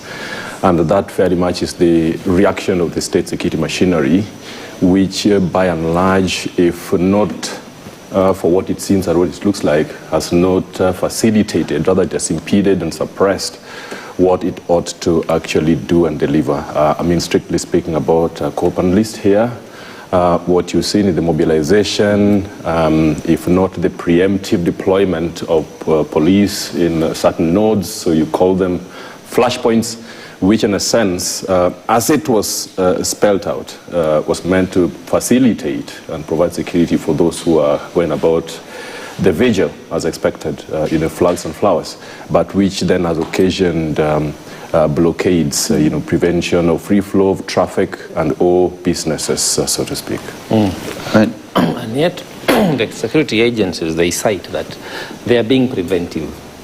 They are trying to mitigate any damages, loss of life, which we all agree there has to be peace. We need to preserve life and property. But there is also, on the other side, the public outcry that we ought to be protected, to protect ourselves or to protest against that which we feel is not proper. So how do you find the balance between keeping people safe and offering the necessary security measures that will ensure that there is no more loss of life, in particular in this case, because people are coming out to commemorate loss of life as a result of the collapse of security agencies. Well, if you cycle back to what occasioned and why we are here, we are talking the commemoration of 224 to 25, Gen Z protests. And if you were to go back to 224, we're talking about the finance bill, which was at the epicenter of it all, and which I feel, from my seat, was a valid concern. So the state's reaction, where the buck stops, the buck stops with the bigger person, right, has the credible responsibility, even under the Constitution, to provide public safety and security. That is really right at the center of the police work, and by extension, the security machinery as it is as a whole. Now, if you are to then look at protests, which is also guaranteed in the Constitution 2010, if you talk about the revised one, which stipulates how it is supposed to be done. So peaceably, without having arms. So it really does provide for that kind of assembly, which is what the protesters did talk about. It's vigil, it's flowers and flags. Yeah. Now, you go to separate the two. If you're talking about destruction of property and killings, loss of lives, you go to actually draw a very thick line in the sand between a protester and a hooligan or a goon with a crowbar in their hands. Now, how to separate those two becomes a very critical perspective in terms of the analysis of the provision of public security and all the reaction of the machinery as a whole. So the preemptive deployments have got to be seen from the perspective of we facilitate. The Constitution talks about informing the security operatives and saying we are going to peaceably assemble in such a place. So the facilitation should be, in terms of the presence, should be that which then facilitates and provides security for the protesters.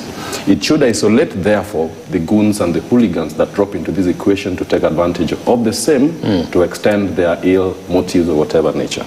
So the prevention of the same then has got to be looked at from how do we balance our presence, posture, and profile in a manner that then doesn't provoke and in a way then facilitates and does the deterrence function. Because provocation and deterrence look the same until then things happen at that node where the third force appears, where we are expecting goons and all these other hooligans to drop in the equation to extend their ill-motivated actions. Yeah, Baron, if you look at protests that have happened in the country for a while now, if you go back to 2024, you remember a time when the protesters were actually out there with their flags, water, even music. They were dancing in the middle of the streets, And I remember it was part and parcel of that party at night after hard work on the streets. Party after party. Party after party. And everything was peaceful until that point when we will remember the protesters, goons started infiltrating these protests. At some point, I remember the businessmen in Nairobi as well were hiring goons with batons to protect their businesses.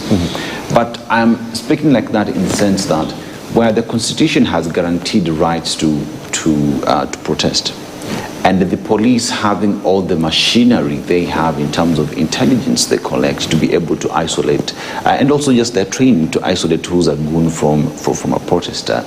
Are we saying today that what we're seeing happening is because the police cannot guarantee protesters their security? And what does that say to the overall security of Wananchi and their property and businesses?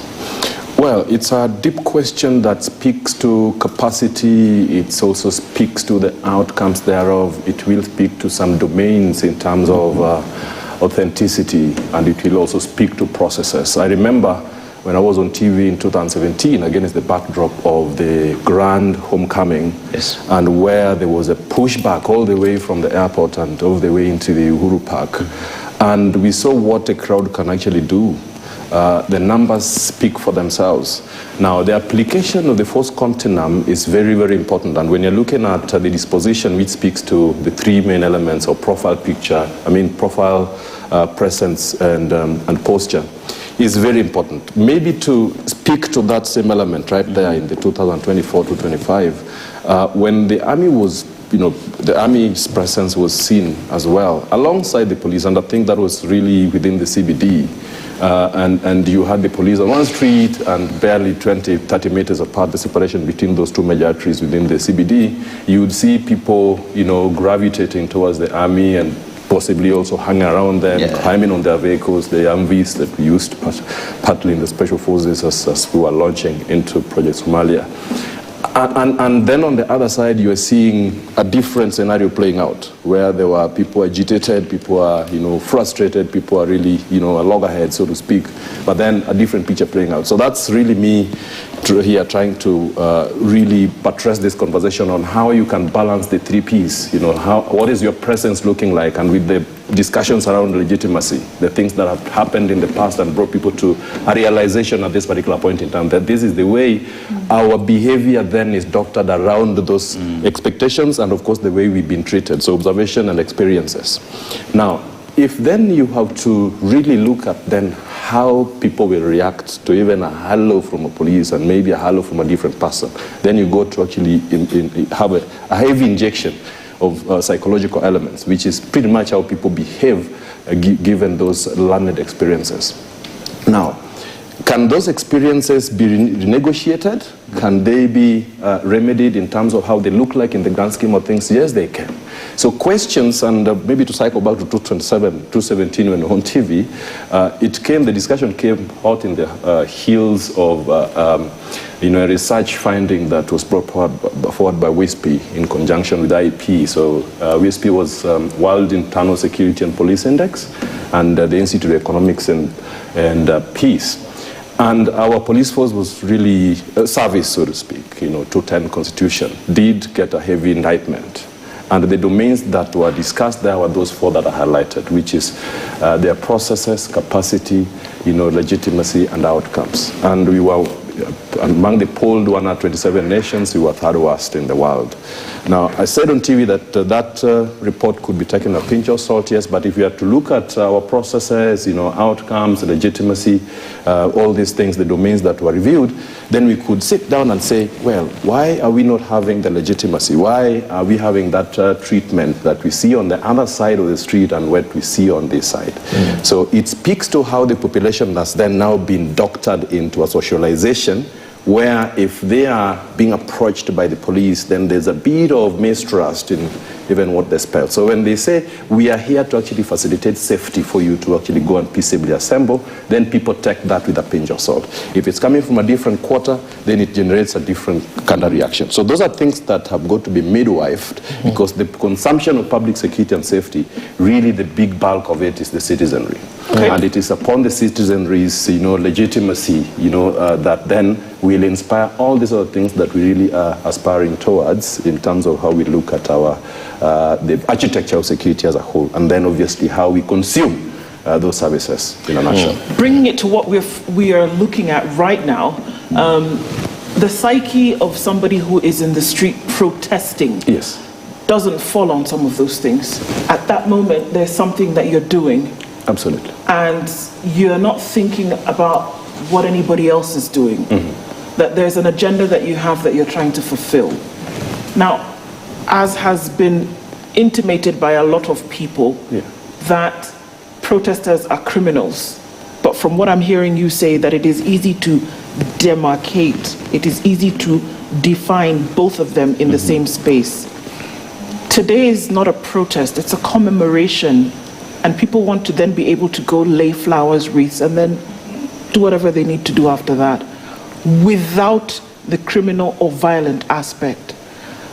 I would assume that security agencies then would then be able to tell the difference between those who are going to do this and criminal elements that might infiltrate this commemoration.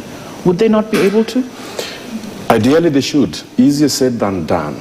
I mean, it seems as though it's a blanket application that's being given because the city's being locked off. Yes, it's the easy way out. It's the easy way out. I mean, professionalism demands that you actually apply higher standards. I know the law of most actually does classify how that happens, and not many of us are excellent. The law of most speaks to most being just a shallow reflection of that word most, where most are average, and average of us are mediocre. Now, if you were to apply yourself to the strictest standards of professionalism, then it ideally then means that you are able to exercise proper judgment. And as I said, the buck stops with the guy who has the biggest responsibility. The people that go on their own lives, as is said today, there are people who are on their phones and commemorating. There are people who are at home, perhaps in hostels, maimed, suffered direct assaults, and are doing other things.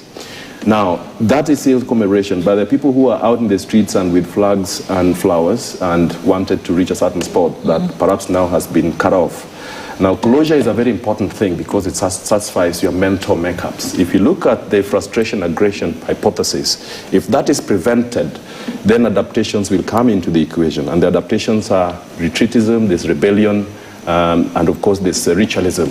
So you're saying, quite simply, yes, if you're trying to get into the city with a flower and a flag, and somebody stops you from doing that, having realized that this is a constitutional right, yes, that the next step that you take might then be seen as violent and or criminal. Absolutely. I mean, from the same kind of risk competition, if you're looking at that aspect, then if you are prevented from getting to a need, then there's a certain certainty of reaction. And the reactions is what I've pretty much spelled out. So perhaps people are going to get more depressed. You know, people are going to think, and it's normal for human beings to react that way and to saying, okay, I haven't gotten to a point where I needed to go to, and there's a legitimate concern that I had to actually want to get there.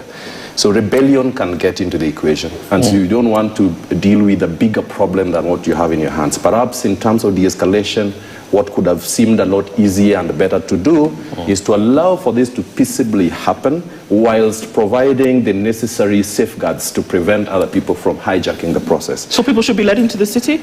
The blocks that we are seeing, security apparatus in different areas, should those be let down according to what you're saying? Well, there's things that you can do, there's things that you cannot do. The things that you can do is actually to beef up. I mean, we've had enough in terms of budgetary allocations to employ more, if more is the aspect to consider. But I would sure think that amongst the considerations would be to retool in terms of mindset training. So that mindset shift is a big thing. Before you even go into the mission and methodologies, then you're thinking mindset is really where you need to have fundamental changes, which is the software. Now, doing the same thing over and over again, if you have to actually just walk back to 224, we had casualties, 225 casualties. Today, perhaps a good Lord is possibly going to jump the equation and prevent losses. But then the same things still happen. Our approaches, our reactions, and of course then how we look at the post. The post will look like people have gone home, they're okay, but it's not, because people, we are social beings, one, and two, we are rational beings, and people irrationalize this, that then if we had legitimate concerns to actually go lay a flower, coming back with it's drying in my own house, it needed to be somewhere else, then definitely people will think through this thing. And they are not isolated. They are going to be conversing on the digital space, because that is another battleground as well. It's well beyond the physical and the reactions with the state. The third perspective is really where the digital and information battleground is, which of course is a very level ground. The wars that are happening in the streets right about now are shifting to the digital space, where loads and loads, if you're thinking numbers alone, maybe the state doesn't have as many in terms of bloggers and whoever they are, as opposed to the general citizenry with phones and other gadgets in their hands. Which is true, because even the mobilization of the June 24th was highly online, you know, and it was highly successful. So that's also something to consider in terms of security and safety. True. But also we don't want to have that be converted into the gagging of the media spaces. That's right. You know, both online and otherwise, mainstream and otherwise. So there is also concern there. But I wanted to bring in another dynamic that just recently, is it 2 years or so, Kenya was an expert in exporting security forces to Haiti to go and try and combat, you know, whatever was happening with the Haitian. But back home today, we are not able to defend our constitution. The security personnel,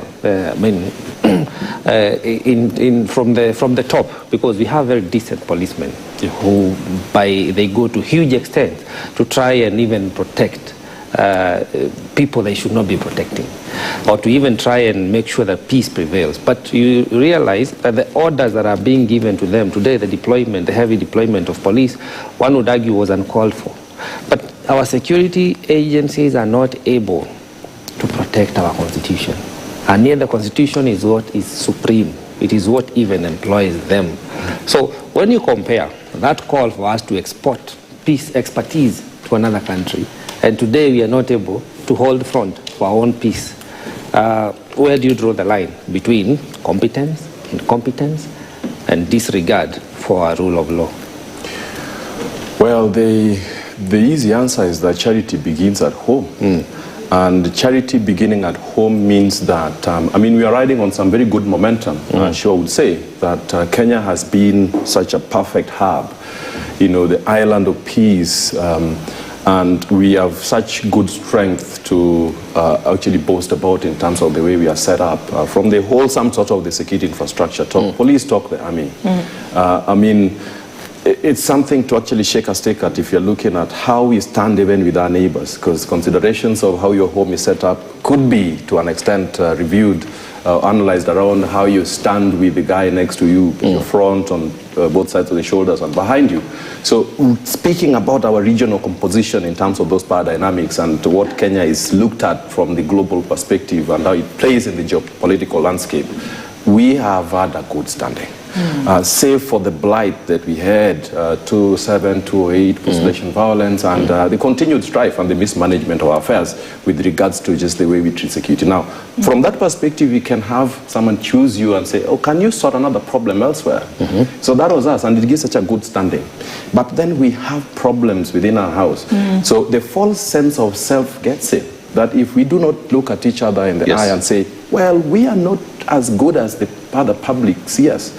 You walk out of your home and you're looking sharp and you're dressing well and you're smelling good, but then well within your house there's disorder. Now that is exactly what has got to be looked at with a heavy load of internal dissent from within, and that says we got a lot to fix.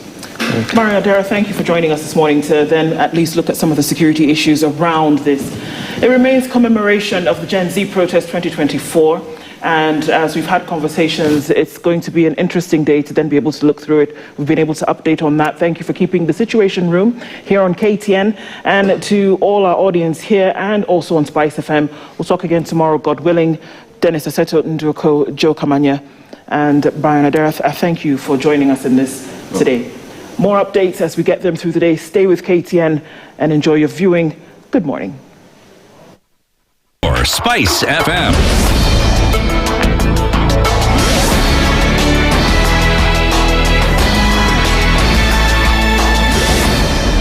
Good morning, this is the Newswire. I'm Leah Ubaga. Parliament buildings in Nairobi were barricaded with barbed wire this morning as security agencies mounted heavy deployment around the precincts ahead of demonstrations marking the second anniversary of the June 25th, 2024 anti-finance bill protests.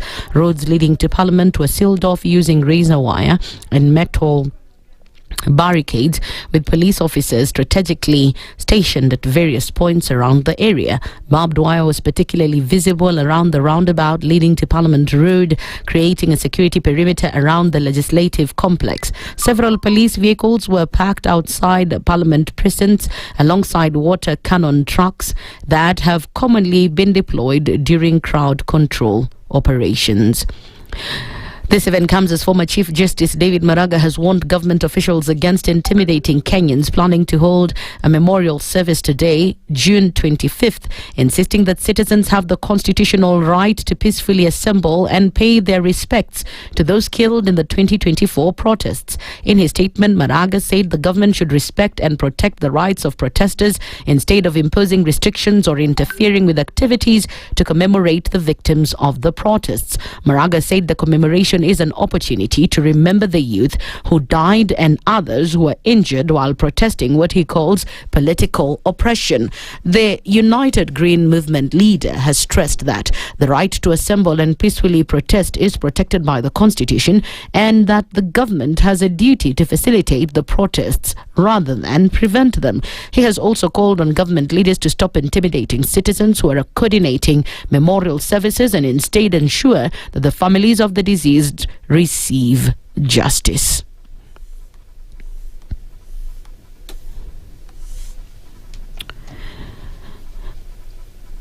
That's the News Wire.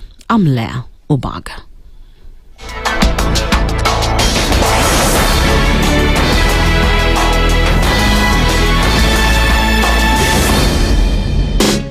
More of the classics and the hits you love. Let's get it crunk up